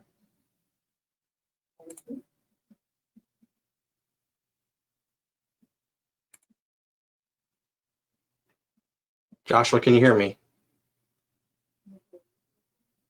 Muted. Come back to Joshua in just a second. Hello? Oh, Joshua? Okay. There you are. Okay. Go ahead and state your name for the record and provide your comments, please. Okay. Thank you. My name is Joshua Simmons, and I am here to make comment on behalf of myself and Eco El Paso. Eco El Paso is a nonprofit 501c3 focused on sustainability in the hot arid climate of El Paso and the Chihuahuan Desert. With the limited amount of time, I would like to try to convey my concerns as fluidly as possible. And the concern of Eco El Paso, as well as my professional and personal concern, is the basis for this facility's addition at the Newman Power Station. The community of the northeast portion of El Paso and the surrounding communities that also know this project as the Newman 6 through the campaigns made through concerned citizens of the public. This draft application submitted to Tceq along with other regulatory bodies within Texas is not satisfactory to the organization I am a part of. The organization consists of residents from El Paso and abroad in the desert Southwest, where the Tceq may become particular as to the location of the Newman Power Station relative to my comments based on my address or others that may be submitting comments. I want to make sure it is emphasized and understood that as residents of El Paso and others who may travel to location to work here in El Paso are all affected by the air quality. And the primary concerns are the increased risk due to the impact of air quality, specifically in the wake of this current pandemic of COVID-19. It's commonly known that the air quality within the El Paso region is a non-attainment, which is above the recommended EPA standards. This application should be delayed until the EPA completes its revision of its measurements of ozone regulations for El Paso and the surrounding regions. The pollution produced in the form of particulate matter, nitrogen oxides, VOCs or volatile organic compounds, carbon monoxide, as well as carbon dioxide are extremely hazardous to our community. And these emissions are not visible to the human eye, and they're easily transversed by wind currents and just exist in the atmosphere that will fall for miles and miles far from this facility. The release of these compounds contributes to the overall effects of what experts refer to as a man-made climate crisis, or climate change, sorry. But to many known in this early younger generation and those up and coming in the professional realm and are blooming in this El Paso community know it as the climate crisis. The El Paso region, although sitting on the Delaware Basin, is connected to the Permian Basin shale gas extraction operations via the El Paso pipeline. The continued demand of shale gas in the burn generation facility of Newman should not be allowed, and we have plenty of opportunities, and we are ultimately, as an organization, Eco El Paso, unsatisfied with the application and the foregoing application of El Paso Electric in pursuing a quote-unquote natural gas-fired generation plant, and would like to see more strengthened and determined efforts from El Paso Electric to utilize what many have already said, the solar potential that El Paso has, because this is a capital that we are not utilizing properly. Thank you. Thank you very much, Joshua.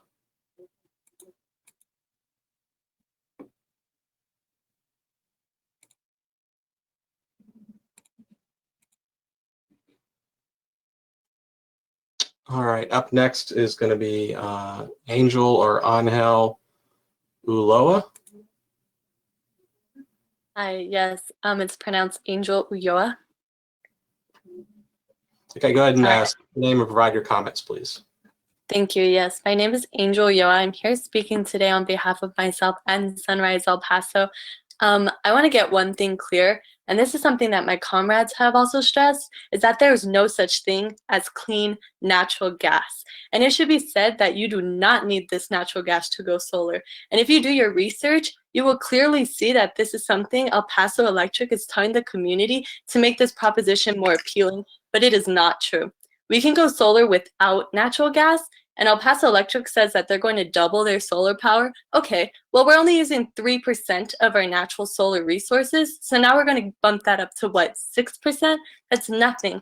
Also, I see we're using California as examples now. Did JP Morgan not manipulate electricity grids in California and pay a fine of $40 million for this? Because it's illegal, essentially. And yes, JP Morgan is playing a role in this because they purchased El Paso Electric. The continued use of a fracked shale gas as a fuel source to produce electricity for a region that originates at the expense of communities within the Permian Basin proves El Paso Electric's viewpoint that they do not value the community it serves. The allowances of this permit will lock El Paso and the surrounding regions into a continued state of increased pollution, especially in a time where air quality has a direct impact on public health. I also want to point out that El Paso has made national news already for a large increase in COVID-related fatalities within the past few weeks alone. Studies show that increased particulate matter levels are linked to higher incidence of COVID-19. Newman 6 would drastically increase particulate matter 2.5 levels, which are dangerous and even fatal when exposed to for long periods of time. We will be exposed to this for the next 20 plus years. We don't need more COVID-related deaths. We don't need more respiratory illnesses. Therefore, we do not need more particulate matter levels. We need less. So we as a community should say no to this permit. And we as a community do say no to this permit. And that's all I have to say. Thank you. Thank you very much.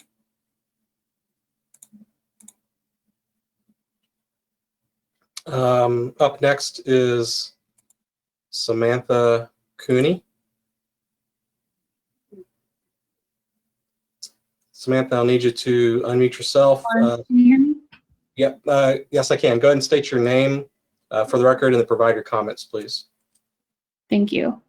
Hi, everyone. My name is Samantha Cooney, and I am a resident of El Paso, Texas. As other members of the El Paso community have stated today, the proposed Newman 6 plant would have devastating effects on the people of El Paso, Chaparral, and the surrounding areas. I will reiterate and speak to points regarding the health of El Pasoans, the environment, and the economic burdens that this plant will cause. Particulate matter and other toxins, including carcinogens, will be emitted by the proposed plant, which damages our water resources, soil, and air. They also pose grave health risks to the population. These health risks include respiratory problems like lung diseases and asthma, nervous system impacts, which can and has resulted in seizures, dizziness, headaches, loss of consciousness, and other neurological problems. Birth defects and harm to developing fetuses have also been found to be caused by particulate matter from such plants. These affect fetal and child development, resulting in harm to the developing heart, brain, and nervous system. Short-term exposure at critical moments of the development result in long-lasting harm. Blood disorders and cancer can be caused. Increased risk of developing cancer because of the cancer-causing pollutants like benzene, formaldehyde, diesel particulates, and PAHs, which are found in the air, can occur. When you hear a list of these health concerns, you may be thinking that it is a minor amount of people who will have to deal with these severe problems, or an increase will still fall below the guideline levels, as was said today. But El Paso is already above the attainment thresholds. And you might feel differently seeing it negatively impact your own family members. My little sister has been taken to the emergency room multiple times due to her relentless asthma. It is so severe that she was placed on COPD medications. For people like her, air quality is a very serious matter, as they must check daily whether it is even safe for them to go outside. Furthermore, the cost of such health issues are devastating to the working class families, the majority of which make up El Paso. As an example, lung cancer treatment averages to at least $282,000 per round of treatment. It would be impossible to cover the cost of treatment for families and households who make anywhere from $20,000 to even $44,000 annually. The average income of El Paso is $20,000, and 23.8% of our community members under the age of 65 do not have health insurance. The national average is at about 10%. El Paso is over double. So El Paso is already at risk. The estimated total cost of the project of Newman 6 is estimated to be about $159.3 million. This total does not include the additional transmission facility interconnection and upgrade costs necessary at Newman stations. El Paso City Council already voted to reject the proposed plant based on the staggering economic toll it would have on the El Paso community. Representatives on both sides of the aisle voted against this plant in a unanimous decision, including the mayor. All of this does not even include the current COVID crisis. For those who do not die from the disease, they are left with horrible lasting impacts on their physical and mental health. As of today, November 17th, 2020, there is a total of 76,075 cases in El Paso. Each one of these people is at risk to experiencing long-term effects from this pandemic. Many organs, in addition to the lungs, are affected by COVID, and more serious long-term complications include damage to the cardiovascular system, including inflammation of the heart muscle, damage to the respiratory system and lung function abnormalities, renal failures, including acute kidney injuries, dermatological problems, rashes, damage, and neurological issues. To wrap up, I will just state that these consequences far outweigh the supposed benefits that EP Electric has argued. The new jobs that the plant will quote unquote create amount to 0.0001% of the population, yet the negative health and environmental impacts will affect nearly every person in the area. I implore the Texas Commission on Environmental Quality to reject the requested air permits for the Newman 6 plant for these reasons. Thank you. All right, thank you. Let's go back and try to get Desiree Miller. Desiree? Hi, I'm here. Can you hear me? I can hear you. Go ahead and state your name for the record and provide your comments. Okay, my name is Desiree Miller, and in case you weren't aware, I would like to tell you that we are in the middle of a climate crisis, and we are also in the middle of a pandemic. And over the course of the pandemic, several peer-reviewed journal articles have shown that increased amounts of pollutants, such as particulate matter, is linked to increased transmission as well as higher death rates of SARS-CoV-2 virus.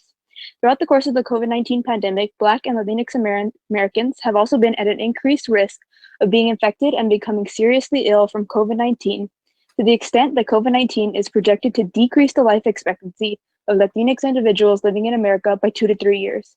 Though you may respectfully disagree with the status of El Paso ozone attainment, I think you would have a hard time disagreeing that El Paso is currently listed on the Tceq website as non-attainment for particulate matter 10, which increases not only the chance of infection and death by COVID-19, but also the chance of developing respiratory illness, which in turn increases the likelihood of death from COVID-19.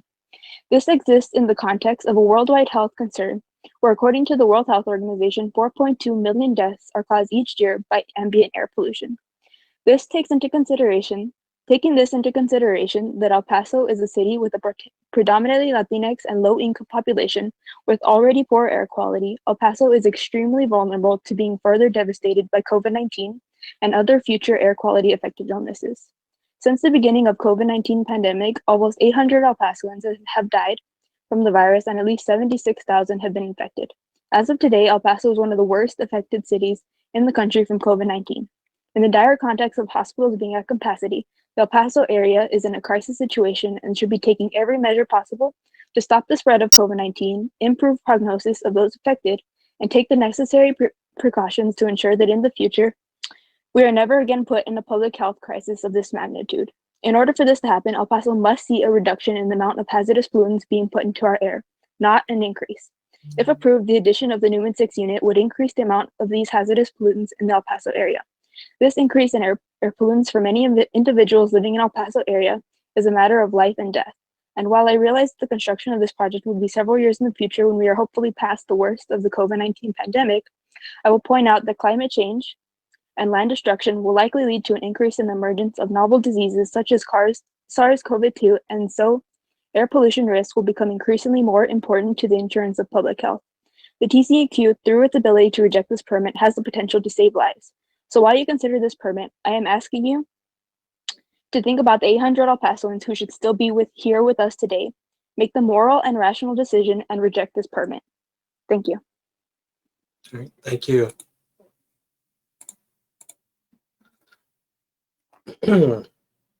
Our next group, we'll start with Alejandra Alcalde, be followed by Mary Gordeau, David Bach, and then David Merrick. So let's go to Alejandra. Alejandra, there you go. Name Yes, can you hear me? I can. Go ahead and state your name for the record and provide your comments, please. Yes, hello. My name is Alejandra Alcalde. I am a concerned citizen living here in El Paso. I am very much worried about the considerations that are being given to this permit. Just considering the state that we're on, just even without the pandemic, how badly affected our community is already due to asthma and other comorbid illnesses. To add on all these pollutants and to not consider what actually Mr. Burchick had actually mentioned in the earlier remarks about California. California had an issue with all the generation that they had, and then the fires that made. So I just don't see why we need to go right back to fossil fuels. That just boggles my mind, especially now, coming now to 2020, considering how many people are recovering from COVID-19, and especially how many people have been and will be affected after the pandemic is over. They already have this situation as a pre-existing condition starting on 2021. So we're looking at 2023 when this new generator will be started. How many of those people will have to die, will have to be severely affected because this generator needs to be fossil fuel, and it cannot be considered that it can be renewable energy when renewable energy is becoming cheaper by the day, cheaper to maintain, and just overall better for health. It just seems to be a money grab and not a consideration for the community. This has me greatly worried about the outcome that we, as one of the poorest communities in the country, one of the poorest metropolitan areas in the country, will be affected after the pandemic, and then what awaits us when this, if this generator is approved. That is all my time, but again, I do implore the commission to please deny this request. It just doesn't seem plausible. Thank you. Thank you.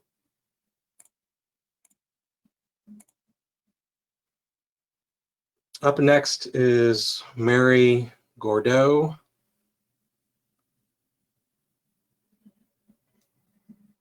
However, as I look at my attendees list, Mary doesn't appear to be with us. So we'll move on to David Bach.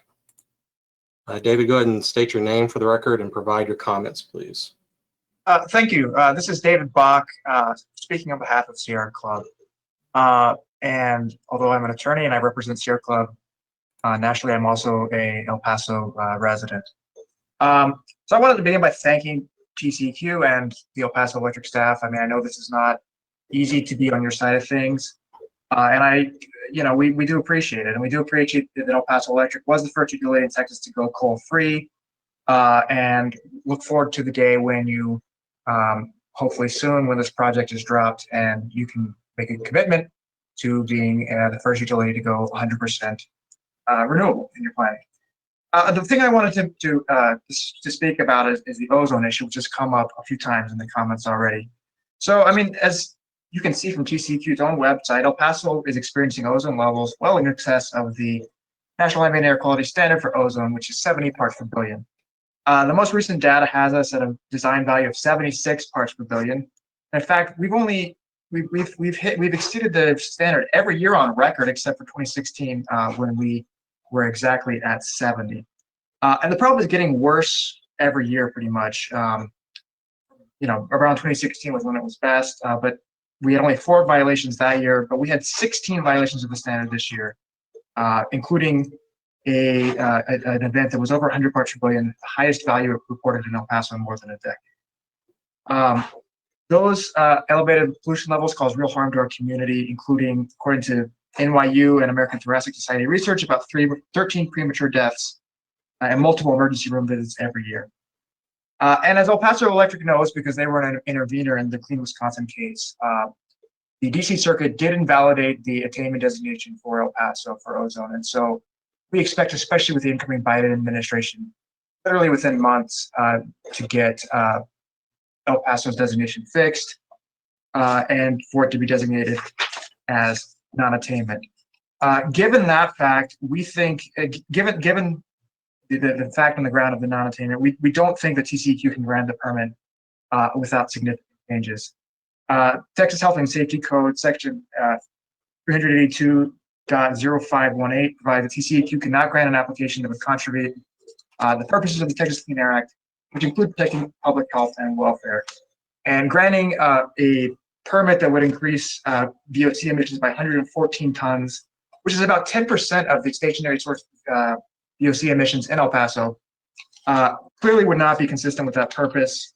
We already are experiencing an ozone non-attainment problem, and if EPA had not acted illegally, El Paso Electric would be required to offset all of those emissions.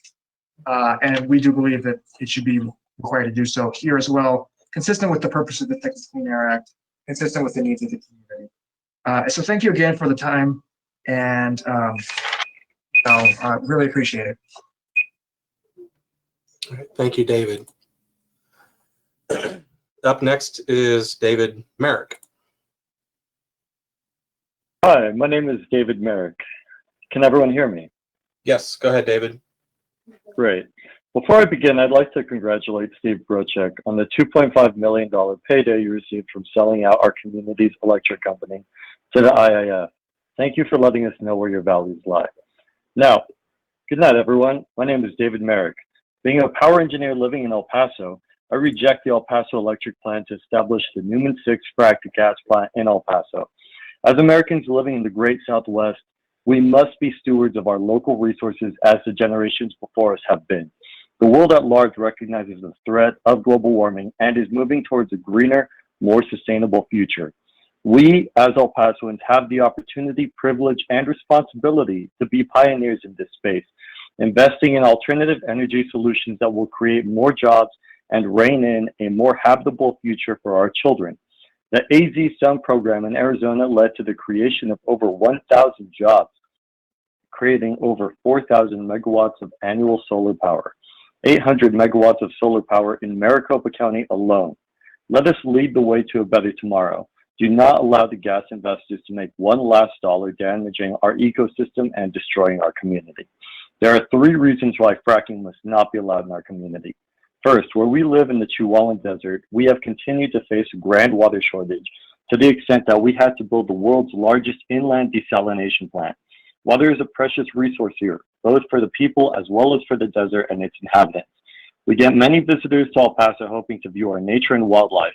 This will be threatened with a frac gas plant. El Paso receives its water from 3 main sources: the river water supplied from the Rio Grande, groundwater supplies pumped from the Mesilla and Hueco Bolsons, and our desalination plant. A fracking plant would add chemical pollutants that would permanently damage the water in our river as well as our aquifers. This is well documented as happening in other communities devastated by fracking. Not even our famed desalination plant would help, as these highly toxic chemicals have no way of being removed from our ground or water. Second, pollution is already a great problem in El Paso, Texas.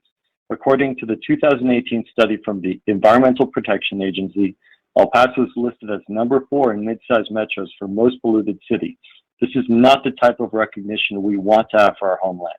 It is well known that we see smog on any given day, and the poor air quality has motivated several people to leave El Paso for a cleaner, healthier home. These pollutants cause lung cancer as well as other forms of cancer, as we are well aware, having been a former home to the American Smelting and Refining Company, otherwise known as ASARCO. We as El Pasoans have fought the hard battle against pollutants in our community before, and we have won against ASARCO when they released lead and arsenic in our air that left devastating health problems to several generations of El Pasoans. We will not forget how hard we had to fight when our government officials failed to protect us from those seeking to profit by damaging our community. Finally, El Pasoans do not want fracking. Less than 5% of our current electricity comes from renewable sources, despite us living in one of the top 10 sunniest cities in the world, where we receive, on average, more than 300 sunny days every single year. This is the Sun City, not Oil Town, and not fracked gas city. In conclusion, the Newman 6 plant is not a good investment for our community. Our air and water are our most precious resources here, and we will defend them. We, as El Pasoans, would like to continue growing this city as a place where families and businesses can thrive without suffering the effects of pollutions and contaminants, a battle we have already faced and won here in the Sun City. We fight to end this fracking facility now, and we will continue to fight it year after year to shut it down if our government officials fail to represent us and approve the permit. Thank you. Thank you, David. We're going to go back and try Adrian Ordonez. Adrian? I'm sorry, can I have a second, please? You want me to come back to you in just a minute? Yes, please. Okay. Let's go to, so our next group, we'll start with Dominic Chacon, and then we'll come back to Adrian Ordonez, and then it'll be Adriana Montoya, and then Sean Garcia. So let's go to Dominic, or yes, Dominic. Hello, my name is Dominic Chacon. I want to start off by reading the mission statement of the TCEQ, and it starts off by saying the mission statement agency philosophy is protecting Texas by reducing and preventing pollution. The mission statement explicitly states that the Texas Commission on Environmental Quality strives to protect our state's public health and natural resources consistent with sustainable economic development. Our goal is clean air, clean water, and the safe management of waste. I want to basically ask why the TCEQ is not doing anything other than plugging numbers into their models, not scrutinizing the information, not scrutinizing the viability of the information in these permit applications. Why are they taking the word of the person who is filing for this permit, especially when that person and that institution is connected with JP Morgan and has a history of doing all those things that are in conflict with the mission statement of the TCEQ? And I asked that question, but it is predictable what the response is. It's essentially, you're going to be downplaying your responsibility as leaders within the TCEQ. You're going to be downplaying your role in the decisions and how they impact our lives. Everybody who is on this call already outlined the public health impacts. And in case you weren't aware, and in case you need to be reiterated about how things are going in El Paso, our hospitals are filled to the max. And we are in a community that is already prone to catching COVID, which is a respiratory illness. And you all want to nonchalantly make our air worse. And you all want to sit on this call and act like this is okay and this is just your job as normal, but it is not. And we need you to realize that there are people who are standing outside the hospital windows praying to their relatives who they do not get to see before they pass. Think about that before you nonchalantly approve this decision. Also, I want to go back to your all's mission. If you all cannot fulfill this mission, and if you all cannot act with the integrity and the responsibility that you are in this public agency, which you're supposed to be working on behalf of the public, I want to basically ask, what is your all's legal obligation to adhere to the truth and to run a public meeting that is based on facts and is demanding transparency within this information? Because from where I sit, you all are the drivers in a self-driving car, and that self-driving car is driven by JP Morgan. And so I want to call on you all, especially these attorneys, you all, I want to know how ethical will the State Bar of Texas view your actions? You're nonchalantly sitting there and allowing for JP Morgan representatives and workers to just mischaracterize what we're trying to do and the conversation we're trying to have. I expect from a public meeting much better work. And I understand that we're doing this digitally, but that means we should be taking all the more effort to do so. So with that being said, I demand our TCEQ officials that are on this call that have just been sitting quietly, I need you all to really reflect on this stuff, because we're not just here expressing our passion because this is a hobby of ours. This is us trying to advocate for our community and for our lives. So think about that before you make this decision. Thank you. All right, thank you.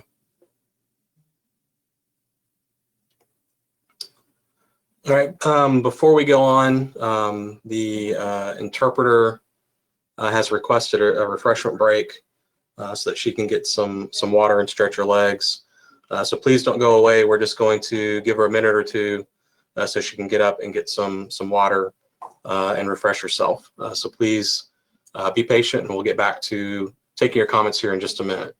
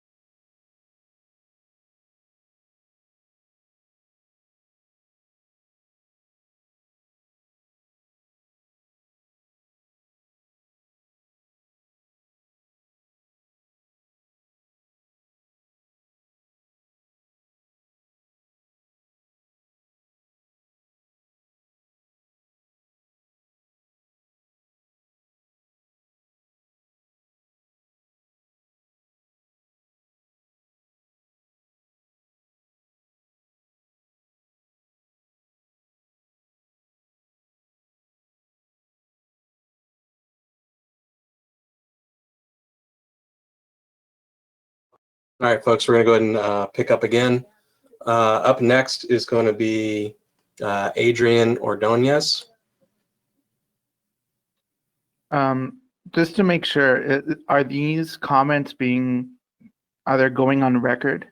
Yes, these are your comments for the record that you want TCEQ staff and commissioners to consider before making decisions on the application. Okay, thank you. Go ahead and state your name please, and provide your comments. Yes, my name is Adrian Ordonez. I'm a citizen of El Paso in the Lower Valley. I wanted to congratulate TCEQ. I'm sure that, this meeting, this public meeting, quote unquote, is going swimmingly for y'all.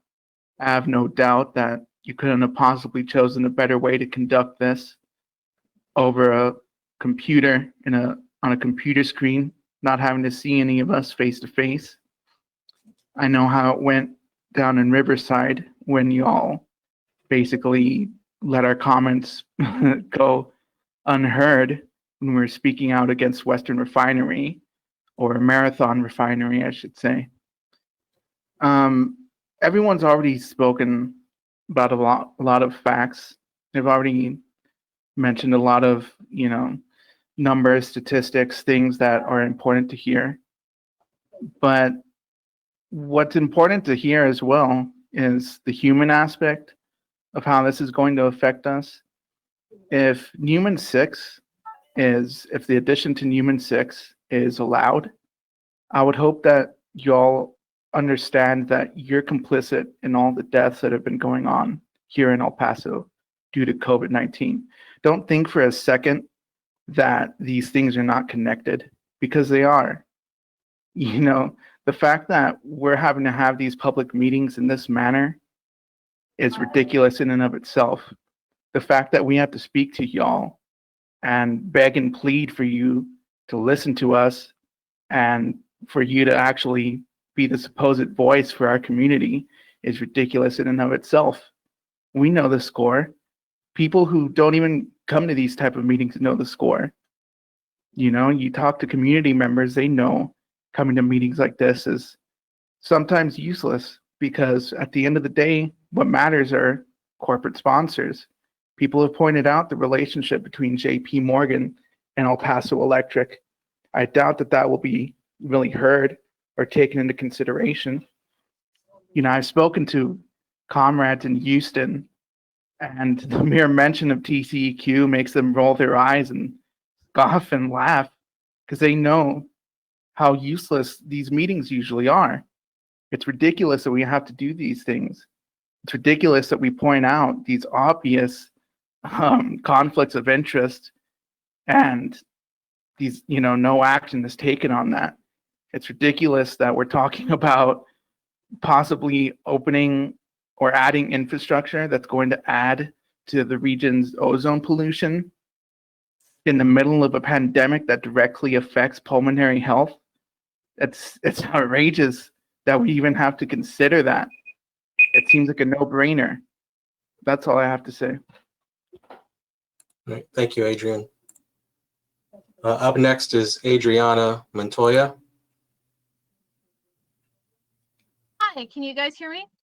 We can. Go ahead and state your name, please, and provide your comments. Awesome. My name is Adriana Montoya, and I'm a resident of El Paso. Now, I don't think I need to reiterate the facts that others have presented when it comes to Newman 6's effect on public health, but I want to expand on a point. The CDC has already stated that racial and ethnic minorities, specifically Black and Latinx communities, are considered high-risk populations for COVID-19. And as you know, El Paso County currently has more active cases than some countries. And in short, El Pasoans are dropping like flies from a disease that attacks the respiratory system. Now, according to a report by CBS 4 News in February of 2019, quote, El Paso area industrial facilities released 23,288 pounds of pollution into the air in 2017 without authorization. Newman Power Station being one of them. Furthermore, over the last 7 years, the total number of enforcement ordered files by the TCEQ is less than 3% of the total number of emission events recorded by the agency at the time. The trend since 2011 is that enforcement actions are declining. Simply put, Newman Power Station is already contaminating El Paso's breathable air illegally. The TCEQ has significantly decreased issuing penalties for emissions violations, and it's naive to think that they will not continue and increase this habit if this project is approved. Now, this is less than ideal in any situation, but in the middle of a pandemic that is literally killing hundreds of El Pasoans daily is unacceptable. So given El Paso's status as a city with one of the worst air qualities in the country for its size, a factor that we know impacts respiratory health, there is simply no way the TCEQ can morally approve the Newman 6 project, simply due to the fact that El Pasoans are currently feeling the effects of the culmination of already low air quality from the supposed clean natural gas process, the lack of access to healthcare, unemployment, and a state and local government that is essentially standing by while our Latinx community is taking blow after blow from a deadly virus. Black and Brown Americans are taking the brunt of this pandemic, and to approve Newman 6 is to add to the already massive list of factors that are stacked against minorities.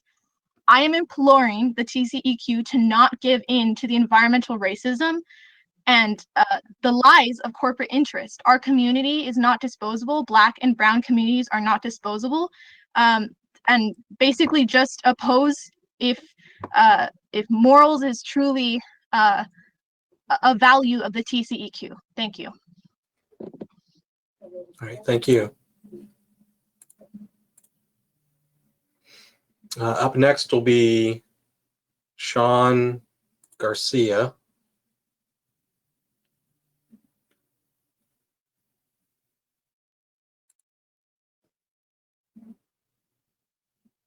Sean Garcia.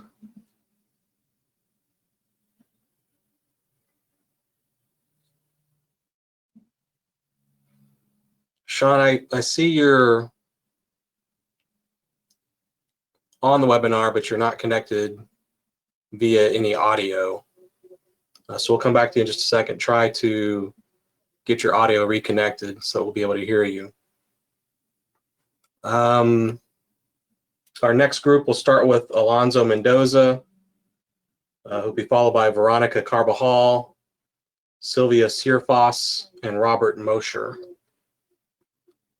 So Alonzo Mendoza. Yes, can you hear me? I can. Go ahead and state your name, please, and provide your comments. Yes, my name is Alonso Mendoza. I'm an El Paso resident, born and raised here, and a member of Sunrise El Paso. And just like many other folks in this call have expressed concerns about local environment concerns regarding the Newman 6 plant, I would like to address concerns in a larger global context. So whether the dominant political narrative in the US wants to accept it or not, climate throughout the planet is changing. Just this year, we've seen abnormal climate phenomenon, such as the historically enormous forest fires that have turned the skies of California and Oregon into an apocalyptic orange and have displaced hundreds of people. We're seeing powerful hurricanes right now that are still being formed at this very late time of this period time in hurricane season. And here as well in El Paso, we're seeing record-breaking warm weather in mid-November. Saying at this point that the climate crisis is due to unsustainable carbonization, I mean, it's just as redundant as saying that water is wet. But however, it appears that we have to talk about this due to this frack gas processing plant being considered to be constructed. The existential crisis that we're facing right now of climate change, it is enormous, but so must our response be. And so we can either continue with our current unsustainable dependence on fossil fuels, or we can transition to renewable energy sources like solar, like wind. It has been mentioned before as well, El Paso is the 3rd sunniest city in the nation and the 10th sunniest city in the world. So we are already have so much potential to expand clear sources of energy. According to the International Energy Agency, the prices of solar and wind energy are now cheaper than fossil fuels. So these are very sound alternatives to fossil fuels. As we know as well, the fossil fuel industry has been tanking in recent years and has been frequently had to be put on life support by the U.S. Treasury. A large portion of the U.S. coronavirus response law that was passed earlier this year, a large portion of that money actually went to the fossil fuel industry instead of supporting the health of people in the U.S. So we know this industry is tanking, and y'all patronizing this industry, it's pretty not risk averse, as y'all like to say. So overall, I'm demanding that TCEQ reject the construction of Newman 6, not only to prevent more toxic chemicals from being distributed in our air and our environment, but to positively contribute to the inevitable efforts that we're going to have to do to prevent further environmental destruction. instead of adding fuel to the existing fire that we have right now. If you continue to put short-term profit over the health of our planet, know that you all as an institution are contributing to the suicide of humanity. Thank you. All right, thank you, Alonzo.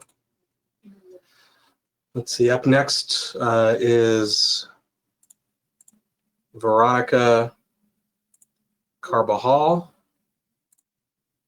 Veronica, go ahead and state your name, please. And, oh, Veronica, you need to unmute yourself.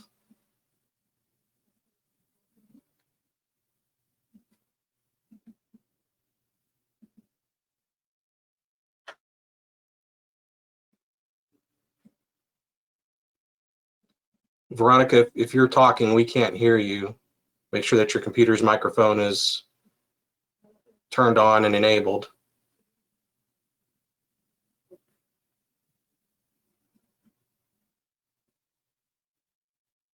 We'll come back to you in just 1 minute, Veronica. Up next would be Sylvia Searfoss. However, Sylvia is no longer on my attendees list. Robert Mosher likewise appears to have dropped off. So up next we'll go to Ricardo Rubio. Ricardo? Yes, can you hear me? Yep, go ahead and state your name, please, and provide your comments. Yes, my name is Ricardo Rubio, and I'm also a resident of El Paso, specifically in Socorro, down here in the Lower Valley. Yes, and just to reiterate what everyone else has been saying, and I guess pose a question, is would any of the applicants or any of the TCEQ members would they be willing to live near this facility, knowing the environmental impacts that it will have on their health and for future generations? Would anyone really be willing to live near this place, knowing the damage it will do to themselves, their kids, and the rest of their family members? Just again, what they want to do with Newman 6 is a pattern of environmental injustice. And I notice I said injustice, because they're targeting a low-income community, a non-English speaking community, and a majority community that does not have the political power to fight back. And they are specifically targeting this community because they know that they can abuse them and give false promises of 80 jobs, which is close to nothing really, considering what someone said earlier in these comments. It was, what was it, like something 0.0001 of job contributions to the El Paso area. And just, it's shameful, it's disrespectful to what El Paso Electric wants to do to the community that they supposedly want to provide for. And I don't know if any of these people would, again, like going back to my initial question, would any of these people be willing, as well as a TCEQ, be willing to move into these neighborhoods that are going to be primarily impacted by this plant? Are they willing to have the air that they breathe, the water they drink impacted? And again, going back to what this environmental injustice will cause, is it will have detrimental effects to their health. And that's for everyone in the household, especially for children who have also been shown to be impacted by air pollution. What has been shown to be impacted is their health, their development, and their educational outcomes. And there are studies that have been shown in the El Paso area already before the settlement of this new plant. So that we, as everyone else has said before me, is that the El Paso area has already been impacted by air pollution and water quality issues. So why is it still going through? What are they representing? Who are they representing? Because it's certainly not the people of El Paso. It's not the young people of El Paso. It's not the old people of El Paso. It is not the non-English speaking populations of El Paso. It is not the politically active, not politically active. They are not representing the people that cannot represent themselves. And again, just to go back to my question, would these people, TCEQ, and El Paso Electric, would they be willing to live in this area that will be predominantly affected? Thank you. All right, thank you, Ricardo. Up next is going to be Colin Cox. Colin? Hi, can you hear me? Yeah, go ahead, Colin. Hi, I'm Colin Cox with Environmental Integrity Project. Along with Sierra Club and Earthworks, we submitted some comments earlier today. I just wanted to give kind of a brief statement about them. I thank TCEQ and the applicant for providing us, this opportunity to comment, and thank Senator Rodriguez for requesting the meeting. We identified several deficiencies in the application and draft permit, including, a deficient backed and layer analysis. Our comments have identified control technologies for volatile organics, nitrogen oxides, and carbon monoxide that are more protective than what the applicant is proposing. And the applicant even acknowledges that these control technologies exist, but offers no justification for why they're not feasible here, either economically or technically. For particulate matter, where layer applies, there are also similar plants with better emissions rates and better pollution rates. And the applicant, again, acknowledges some of those exist and offers no justification for why those shouldn't apply here. And in the case of particulate matter with layer, cost is not a factor. So that analysis is deficient. We think El Paso Electric and TCEQ need to evaluate these controls that we've identified before finalizing the draft permit. And then because El Paso County is non-attainment for particulate matter, additional requirements apply.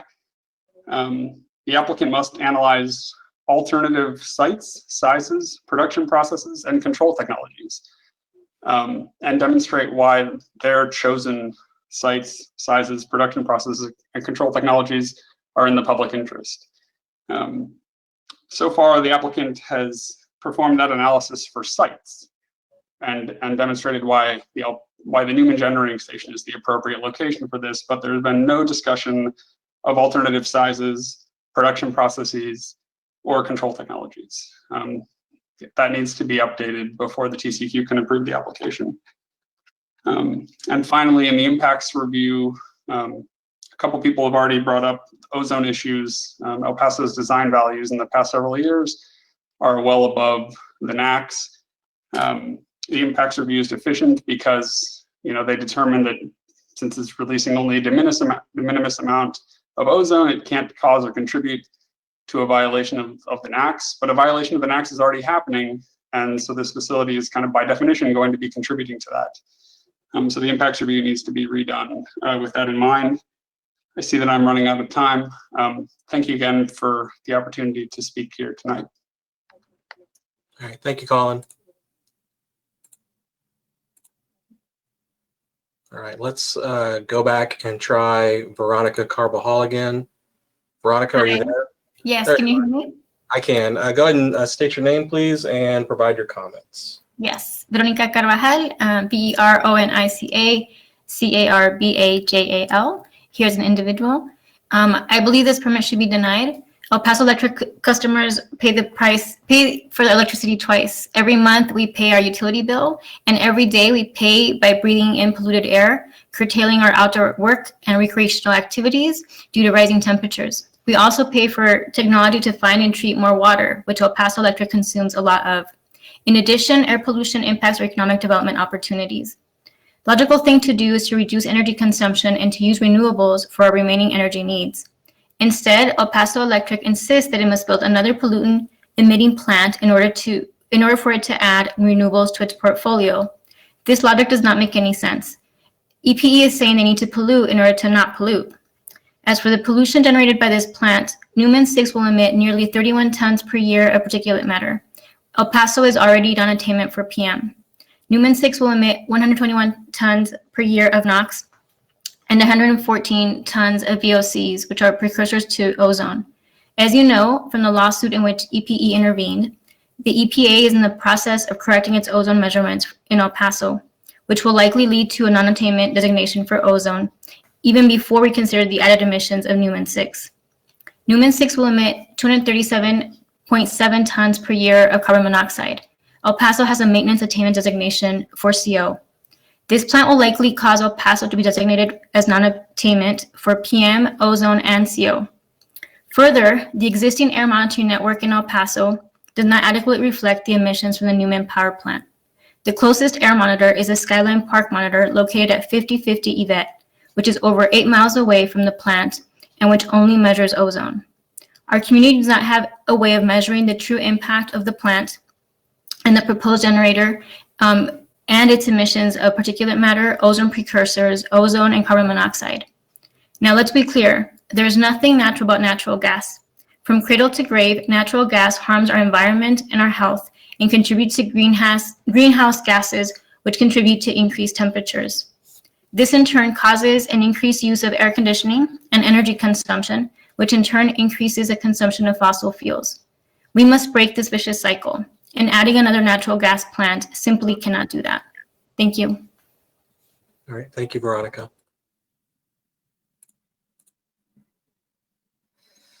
All right, so our next group will start with Andrea Tires, who'll be followed by Alehi Escoto, Antoinette Reyes, and Blanca Gadney Moss.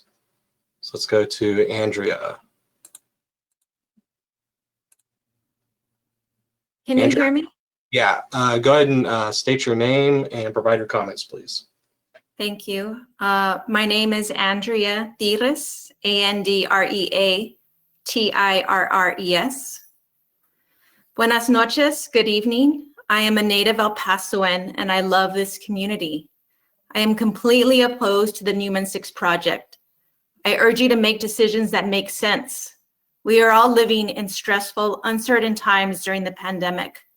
I think that what we can all agree on is that those who have the power to make decisions that impact the lives and livelihoods of others should do so based on facts, compassion for those affected, and plain old sense.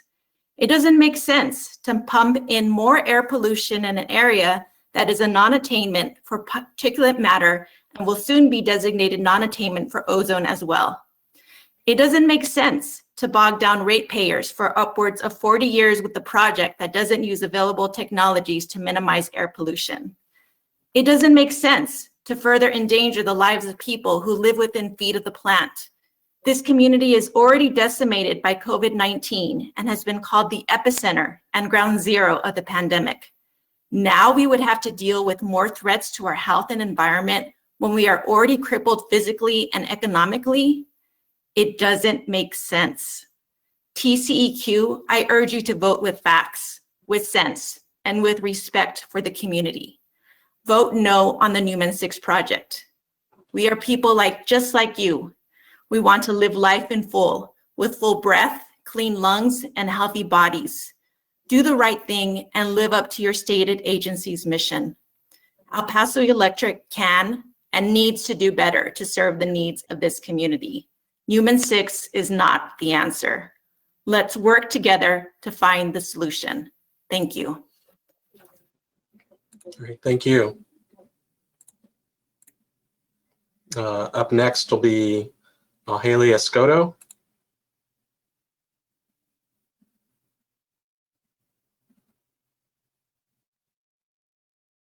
Haley,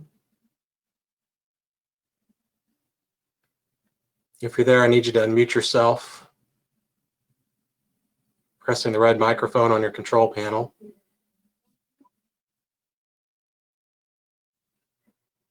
All right, we'll come back. How about Antoinette Reyes? Hello, Hello, go ahead and state your name, please, and provide your comments. my name is Antoinette Reyes. I'm commenting on behalf of myself as a resident near the facility on the New Mexico side of the border. I'm also commenting on behalf of the dozens, if not hundreds, of members of the Rio Grande chapter of the Sierra Club covering New Mexico and El Paso that oppose this project. El Paso Electric and the Texas Regulation Commission have both failed to give consideration to the environmental justice issues in this case. Those that live closest to the facility are low-income communities of color that predominantly speak Spanish, and they're being exploited for the financial profit El Paso Electric receives when retiring large fossil fuel infrastructure projects down the line. The Newman generating station is already one of the largest sources of El Paso's air pollution and a massive contributor to the El Paso region's ozone pollution, being above EPA standards. Particulate levels in El Paso exceed the national ambient air quality standard, meaning they're high enough to cause negative health damage. This project is likely to increase ozone levels in El Paso beyond the already unsafe levels. Many in the community have already been impacted by current emissions, which can be seen in low birth weights, pregnancy complications, asthma, respiratory problems, and neurological problems in our children and our elders, all of which has been linked to poor air quality. The El Paso area has high levels of particulate matter, which can cause lung damage, difficulty breathing, and heart issues like irregular heartbeat and heart attacks. Ozone can cause asthma attacks, heart attacks, and other serious health problems. This project's application does not include the best available technology to mitigate the impacts of air pollution from particulate matter, nitrogen oxides, volatile organic compounds, and carbon monoxide. Our families are already suffering from the impacts of this gas plant. El Paso Electric does not have enough pollution controls in their proposal, nor have they adequately researched cheaper alternatives readily available to them. Renewable energy is now cheaper than fracked gas, especially in our region as one of the sunniest cities in the world, with plenty of wind. El Paso has over 300 sunny days per year and is the 5th sunniest in the world. Cities like Dallas that have built new gas plants are struggling to maintain financial health. This unit is bad for our health, our economy, and our quality of life. As a resident of this impacted region, I urge you not to issue El Paso Electric a permit to add pollution to the air our families breathe with Newman Unit 6. Thank you. Thank you.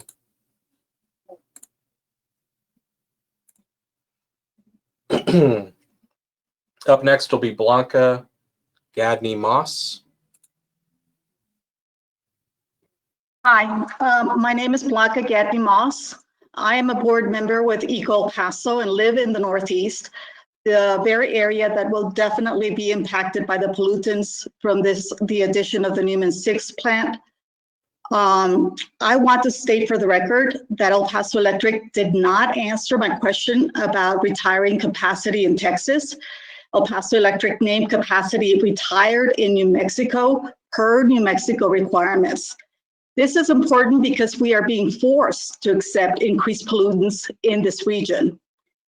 I request that TCEQ reconsider granting this permit to El Paso Electric for the Newman 6 plant, or require El Paso Electric to retire polluting capacity in Texas before granting the permit.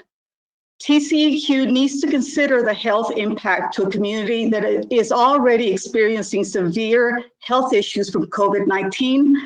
The community does not need both the financial burden or the health burden of the Newman 6 plant. Again, I request that TCEQ deny the permit, or at the very least, require El Paso Electric to retire current older polluting capacity in Texas before granting this permit. Thank you so much. All right, thank you, Blanca. Before I call on our next group, I'm going to go back and try Miguel Escoto again.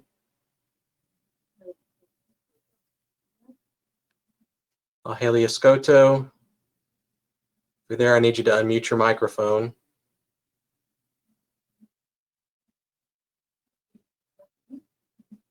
Okay. Our next group will start with Abby Perea, will be followed by Kenneth Bell, and then Alfredo Marquez Jr., and then Maria Teresa Tellez. So Abby.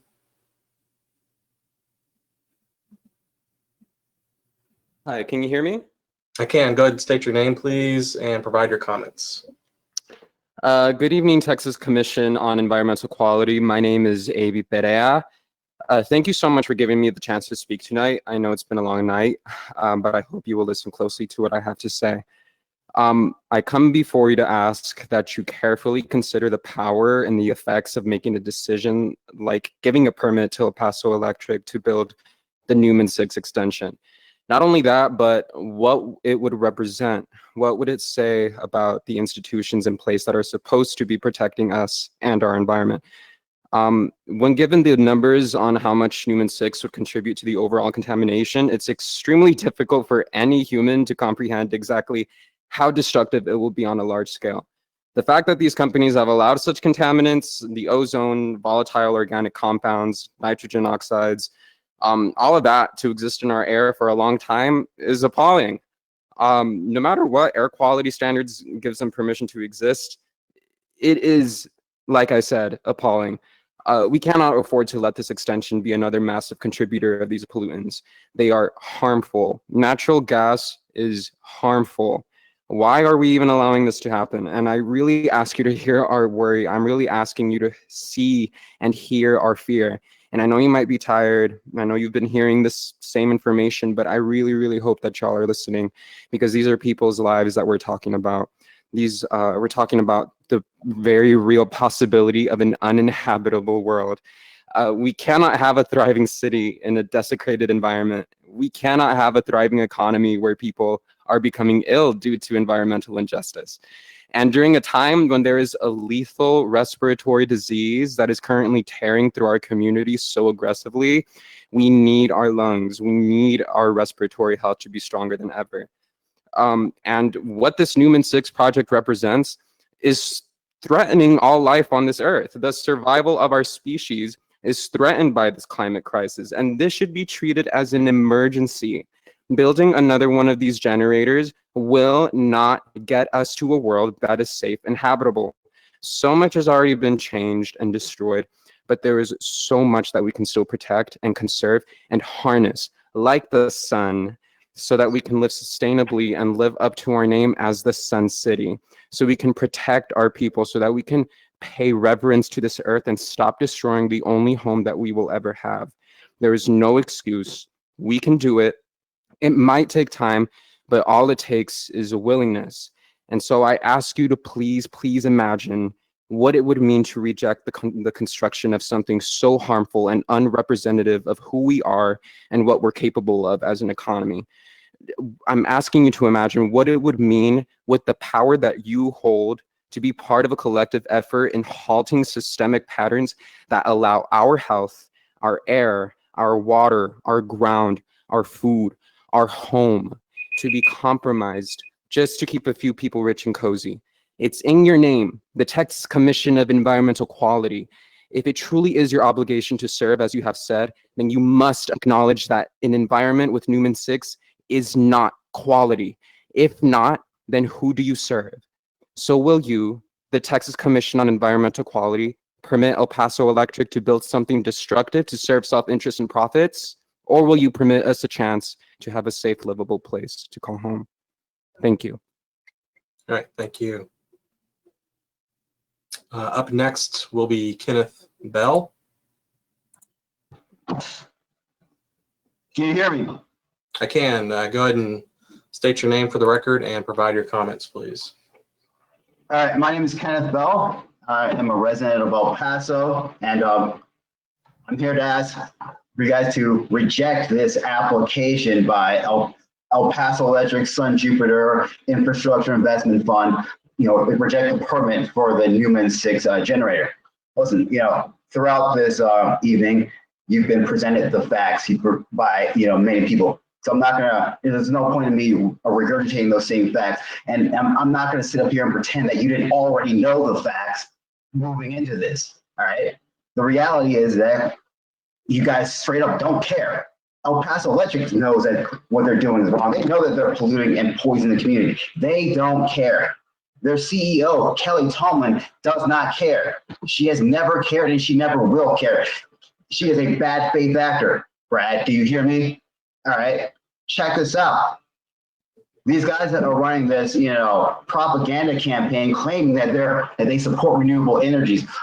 But here's the thing, earlier on this call, the the guy from El Paso Electric admitted that infrastructure investment fund, is being advised by people who work for JP Morgan. JP Morgan is the #1 financer of fracking in the Permian Basin, the #1 financer of the oil industry. You cannot claim that you are for renewable energies when you're being advised by the oil industry, right? So when people are saying that, we don't trust El Paso Electric, that there's a conflict of interest, that they're not being transparent, that they're not telling us the truth, this is what we're talking about, right? And it's not a secret. They come up here and they publicly, contradict themselves because they don't care. They paid off the right people. Let's keep it real. Enough people from the TCEQ got their palms greased. All right. So I don't trust you either, Brad. I'm keeping it real. All right.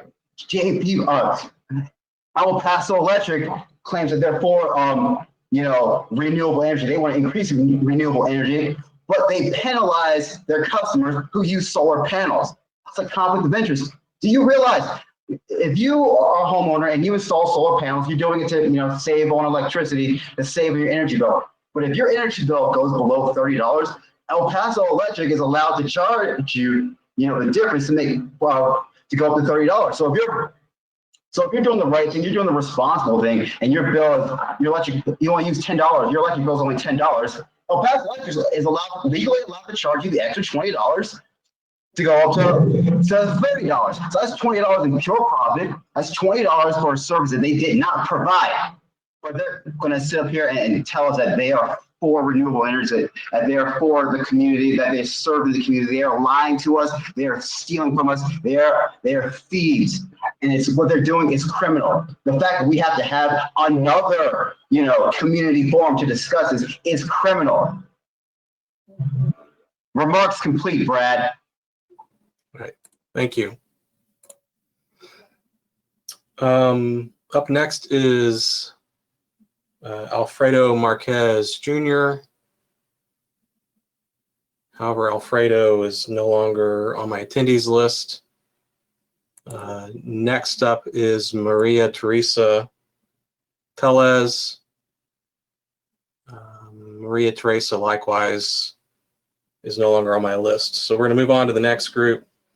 We'll start with Andrew McDonald Torres. Will be followed by Matthew Rodriguez, and then Christian Marquardt. So let's go to Andrew McDonald Torres. Andrew?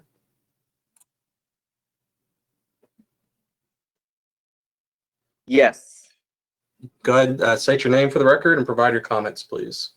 Hi, my name is Andrew Torres, and I am a lifelong El Pasoan, born and raised here.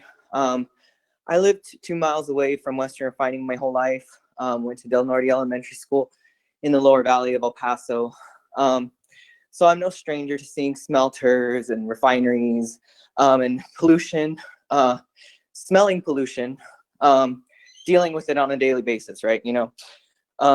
As someone said earlier, would the TCEQ, would this group of people who are listening to me right now, would you all live on a fence line of one of these refineries? Would you all willingly put your house across the street from one of these refineries, from Newman 6 specifically? The answer is no. And the answer is no because you all understand that if you had a choice, that you all would not put your house there, right? You all would not live in this community and be a part of this community. And that's a privilege, right? So now that I've grown up and now that I've moved my way farther and farther away from this refinery because, I'm advancing economically, I'm getting a degree, I have my degree now, all these different things, whatever. Point is that it's a privilege to not live in communities that are being polluted in this way. Because the people who live across from these things, who live across from these refineries that already are in existence and have been in existence since I was, conceived, since I was born here in the city, it's detrimental to every single one of these people's health, to a point where you go to these communities. I was a substitute teacher for a couple of years, school photographer for a couple of years, and I would go to these campuses. There's one campus specifically that's right across from Marathon Refining, which is in the lower valley of El Paso. And I remember, I'm going to give you a specific example because I feel like you all think that we're not real people, that we're just some organizers or activists or something, that, you know, just because we're actually upset about this, that we also must have some sort of agenda, right? Okay, that's how you all think, I'm sure. So let me just put a human perspective here, that there's teachers, multiple teachers that had cancer that would tell me that they couldn't stand sometimes teaching children, okay, that they had to take breaths. And I would tell them, you know, you really should drink a lot of water. I would just give them as much advice that I physically can about what they can eat, what they can do. But the reality is that when you live, work, breathe right across from a refinery, this is your daily life. This is your daily reality. So I surely hope that you all reconsider this permit and that you can really believe that these are a bunch of human beings that are basically pleading and begging with you to ensure that some people, that another teacher, that a classroom doesn't have to go through this. Thank you very much. All right. Thank you. Up next is Matthew Rodriguez. However, Matthew is no longer amongst the attendees. So we'll move on to Christian Marquardt. Christian?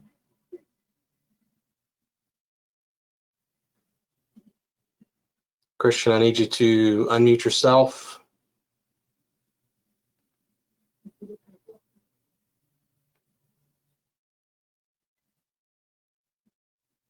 Christian, go ahead.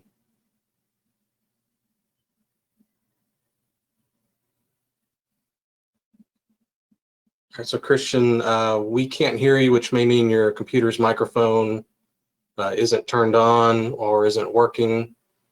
We'll come back to you in just a second. Maybe give you a chance to work on that. That takes us to Destiny Garcia. Destiny?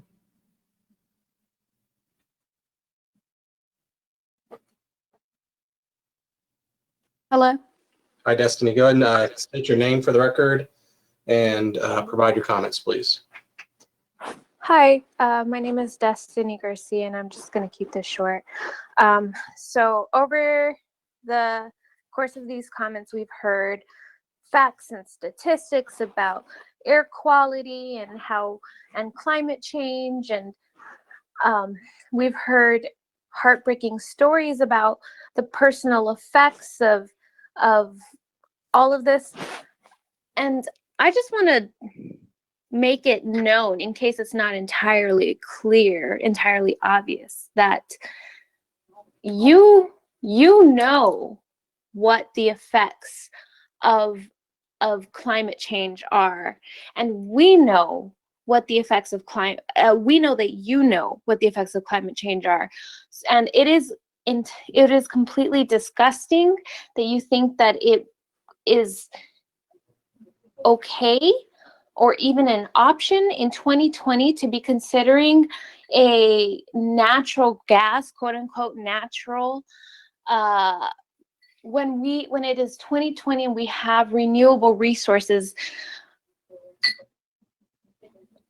That's it. All right, thank you, Destiny. All right, let's go back and try Christian Marquardt again. Christian.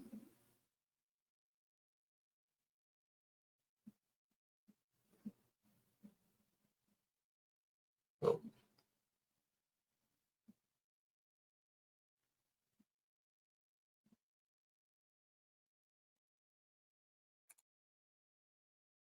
Christian.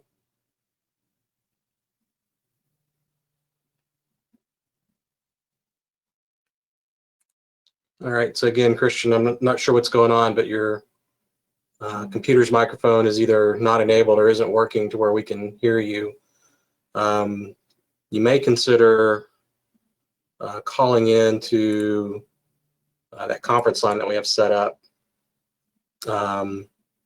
You dial 844-368-7161, and then the access code is 435007. Deanna posted it in response to one of the questions that we got earlier. So look in the questions box for that information. And then once you connect to the conference line, let Jesse know that you're there. I've reached the end of my list of registrants who indicated they wanted to provide comments tonight. At this time, is there anyone who's not yet had the opportunity to provide comments that would like to do so?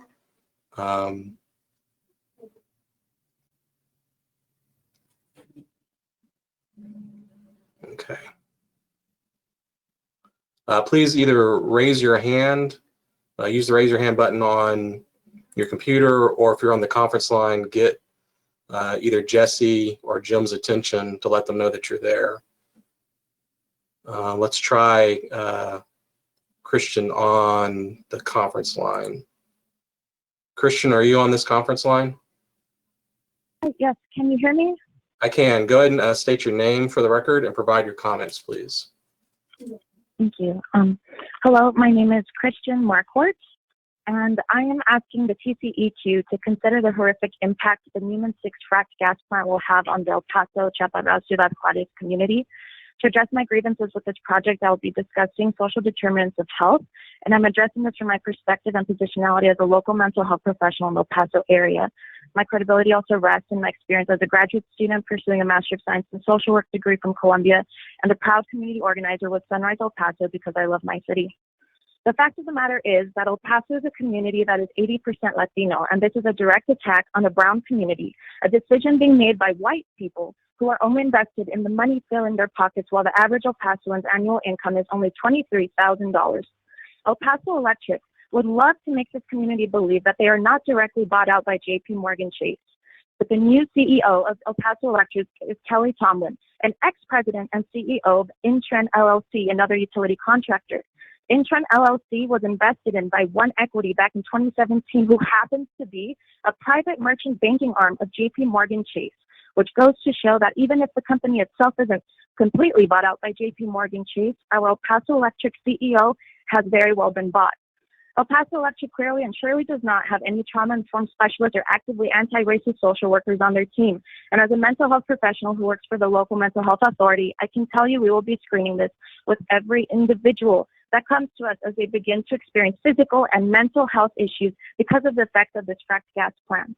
And the Clean Air Act, it states that the policy of the state and the purpose of the TCEQ is to safeguard the state's air resources, consistent with the protection of public health and general welfare. And if air pollution is intended to be injurious or to adversely affect human health or welfare and interfere with the normal use of enjoyment of animal life, vegetation, or property, this fracked gas plant will surely destroy soil located in the area that contributes to local farming groups that local businesses source their food from. Additionally, James Schichtel, the Vice President of Regulatory Affairs with El Paso Electric, stated in his direct testimony that the construction and the estimated costs are $160 million, and this total does not include additional transmission facility interconnection and upgrade costs necessary, which who knows how much that will be. It was also said that other units that were supposedly going to be removed could be capable of further operations for the next 2 decades if a significant amount of capital expenditure and increased maintenance costs are incurred to replace and refurbish the major equipment and components. And who will pay for the maintenance? Is it going to be ratepayers as well?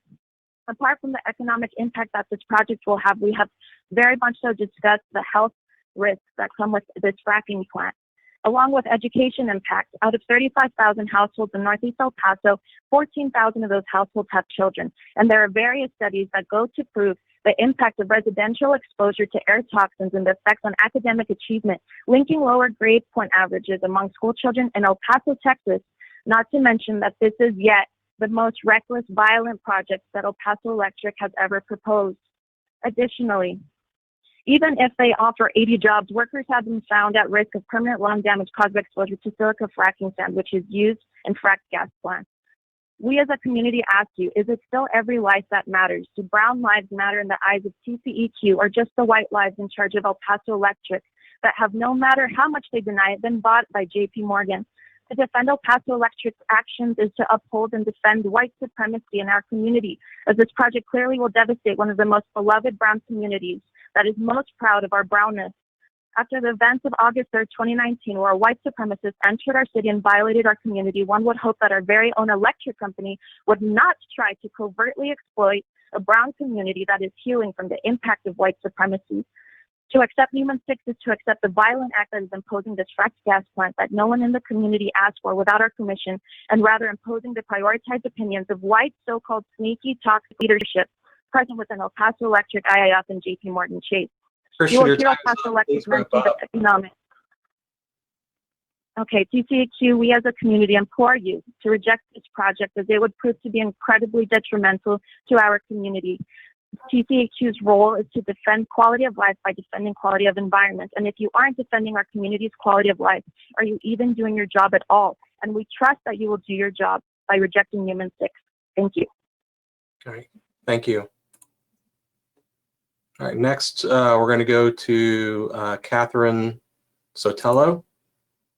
Catherine, you had your hand raised. Did you want to provide comments tonight? Yes, I did. Okay, go ahead and state your name, please, and provide your comments. Okay. Hello, my name is Catherine Sotelo, and I currently reside within El Paso, Texas, and I'm speaking as a constituent of this community. Thank you all for taking time out of your days to be here. Having worked in the environmental sphere within and outside of El Paso, I recognize that the Sun City is fortunate to not be saturated with heavy industrial facilities such as the Houston, Galveston, Brazoria area. However, we still have private entities such as El Paso Electric that contribute to local air, soil, and water pollution that ultimately impact our community. Environmental health does not just deal with avian and ecological impacts, but is a component of public health. I wanted to highlight the fact that El Paso Electric has direct access to undeveloped land availability, along with recognized environmental and civil consulting companies in the area, to vastly develop solar energy farms here in El Paso and the immediate surrounding area. Additionally, El Paso Electric is in a unique position to take advantage of the relative stability to construct and maintain clean technologies here, as opposed to areas along the Gulf Coast that are impacted by torrential rains, flooding, hurricanes, storm surge, and associated natural disaster debris. Furthermore, El Paso Electric should work to assume the cost of clean technology implementation with minimal burden to its end users, especially because of average household income in the area.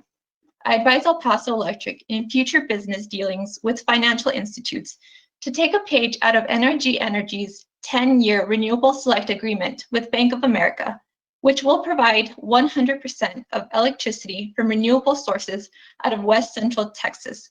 Therefore, as they say, quote, accelerating the transition to a sustainable low-carbon economy. As Robert Gaudet, Senior Vice President of Business Solutions at NRG stated, quote, agreements like these, ... support renewable development and local communities. Furthermore, El Paso Electric still has the opportunity to incorporate and employ the El Paso community outside of the massively less than expected employment job creations mentioned earlier in the public meeting and touted during the time leading up to the utility company sale to JP Morgan.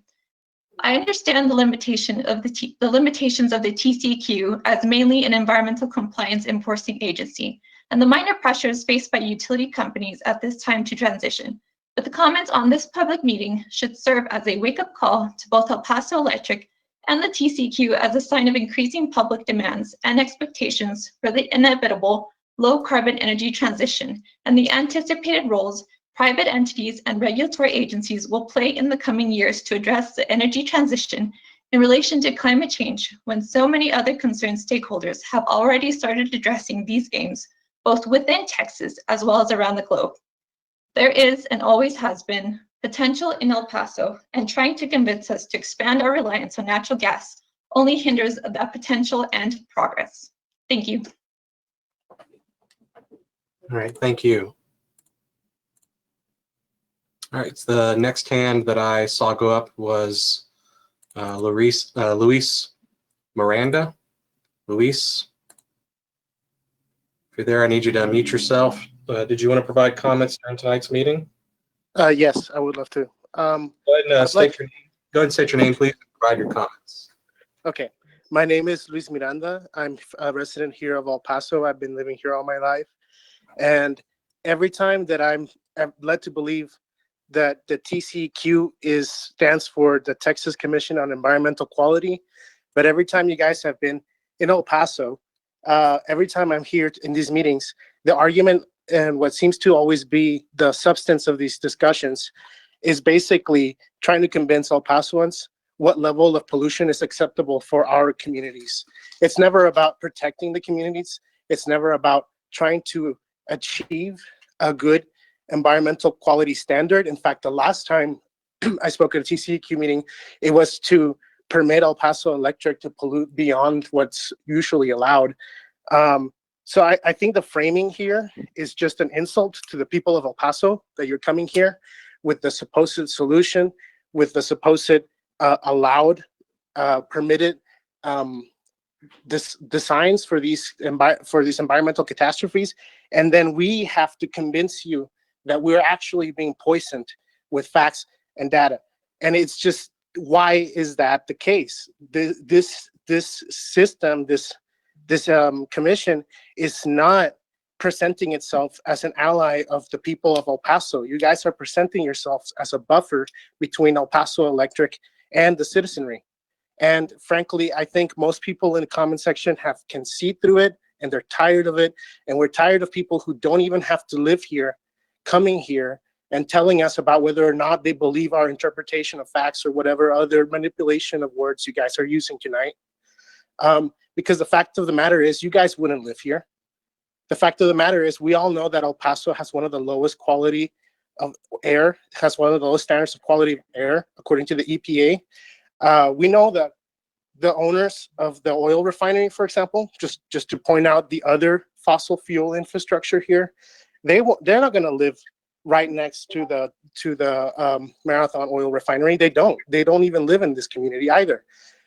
All the people who have been opposed to this are people who live here, either in the Chaparral area or who are tired of this kind of perpetuation of the system all over El Paso.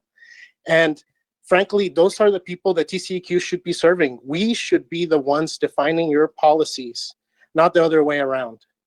So thank you for your time. All right, thank you. Next will be Jack McDonald. Hi, Jack McDonald here. I just wanted to add on this idea of the ozone attainment stuff mentioned earlier by David Bach. One thing that is worth noting about this permit setup is that this plant is not expected to be built, or is not expected to be opened until 2023. These permits, particularly the PSD permit, has a limit of 18 months before construction. Construction has to be started within 18 months of the permit being approved. It seems that if the plan is not planned to open until 2023, it would be in the TCEQ's best interest to reject this permit and then reevaluate the permitting process as they get closer to the construction deadline. If the reason for them applying for this permit so early is because of the ozone regulation potentially coming down the pipes, then that would allow the TCEQ to evaluate those ozone non-attainment rulings in the most accurate manner possible. And if that's not the reason why they've applied so early, then it would have no material impact on the approval of the permit, so it would effectively be no difference to EPE. So it seems that it's in the TCEQ's best interest to reject this permit and then reevaluate closer to the construction timeframe. Thank you. Thank you. Next, we'll go to Marlo Holgan. Marlo? Can you hear me? I can. Go ahead and state your name, please, and provide your comments. My name is Marlo Holgan. I'm simply human. These projects are being made by those who will not face the consequences of an ecological crisis first, by those too comfortable playing with economics, ecology, and our livelihoods as pawns, or actually more like a dangerous game of Monopoly.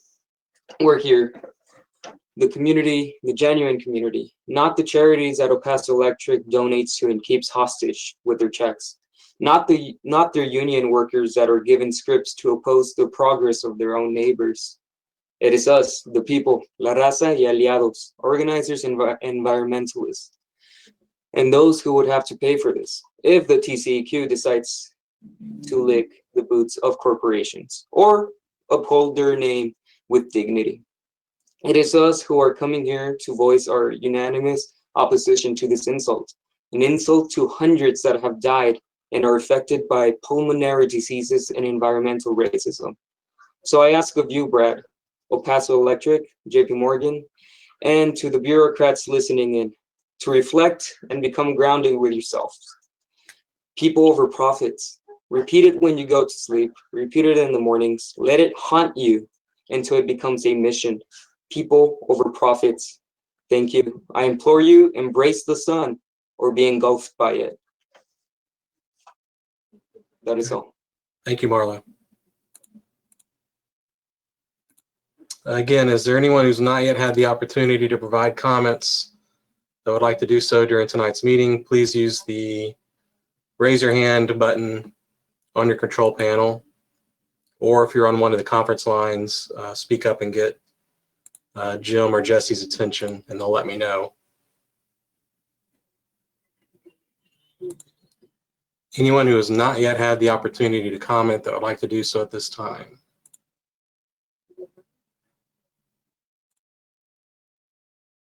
Okay. Blanca, you have your hand raised. Were you wanting to add something?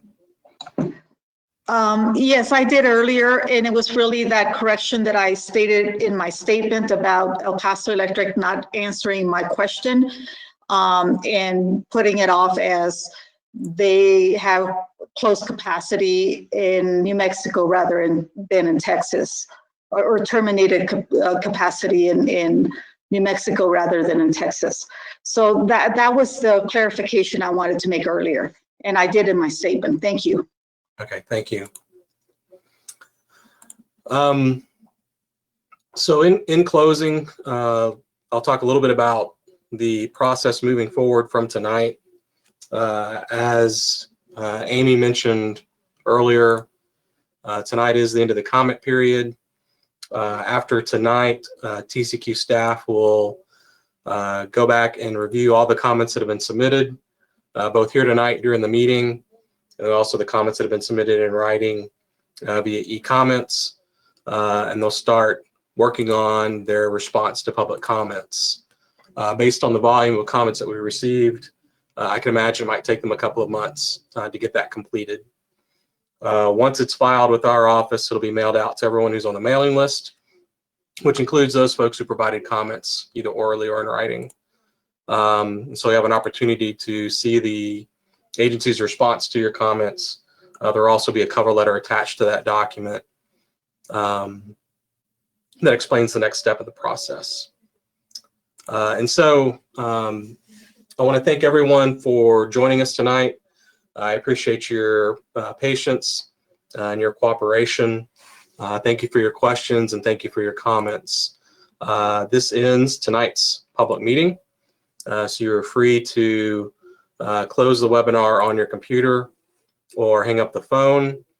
El Paso Electric Company representatives and TCEQ staff, you're likewise free to go. I will leave the webinar running for just a few more minutes in case anyone has any last minute process questions or where to find stuff on our website, those types of questions. I cannot answer technical questions. I'm not involved in the review of this permit. But if you just have some process related questions, I'll hang on for a few more minutes to see if I can help you out.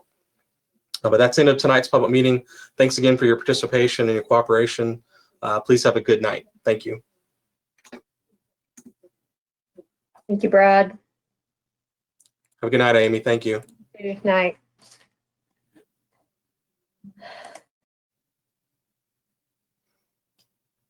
All right, I see you, Dominic. I'll come to you in just a second.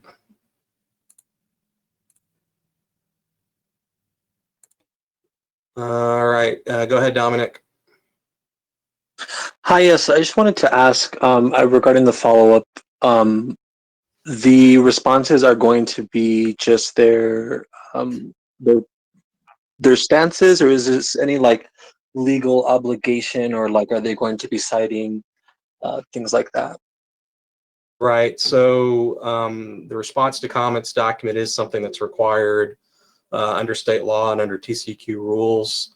And it just depends on the nature of the comments that they've received. You know, we have both technical staff and legal staff who review those comments. And so, you know, if they're more technical in nature, then they'll rely on technical documents and guidance. If it requires a legal response, then, you know, they'll cite to either the state statute or the TCEQ rule that's applicable. Okay. So basically these are like legally binding statements from the TCEQ regarding this. Right. It'll be the agency's official response to public comment on this. And then you said that it's going to take based on the amount of questions. So is it just a response to the question and the application process is just going to go continued, or the responses need to happen as part of the? Yeah, the responses need to happen first. That's going to be the next step in the process. Perfect. Then thank you for that. I appreciate it. Sure. Thank you. Have a good night. You too. Bye-bye. Miguel, do you have a question? Yes. Would you all be able to give us the number of how many comments there were tonight in total, and how many people participated in this webinar? Yeah, there were a little over 100 folks who registered. Actually, now that I have a second, I'll take a look again.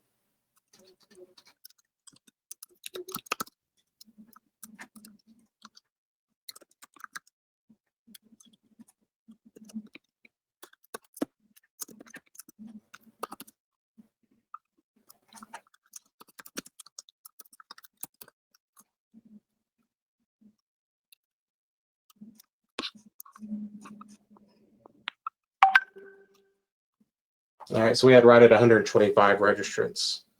And then in terms of the number of commenters, I think we had 28 that ended up commenting. And then I've not had a chance to go online and see how many we've gotten via e-comments yet. But that information is viewable on our database online. And if you wanted to shoot me an email tomorrow, I can get in touch with you and walk you through the process of finding that. Okay, thank you. And your email is in the right. So when you registered for the webinar, you got an email back from the system, and it had my email address. Okay, got it. Okay. Okay, thank you. Sure. Thank you. Have a good night.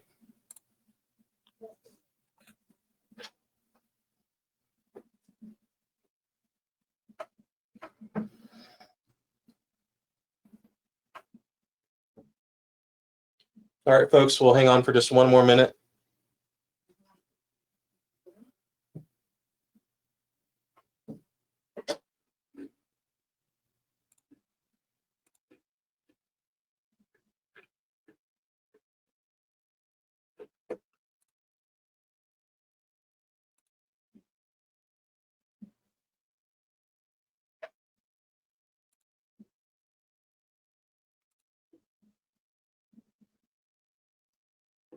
All right, Deanna, I think that's going to do it. Thanks so much for your help tonight.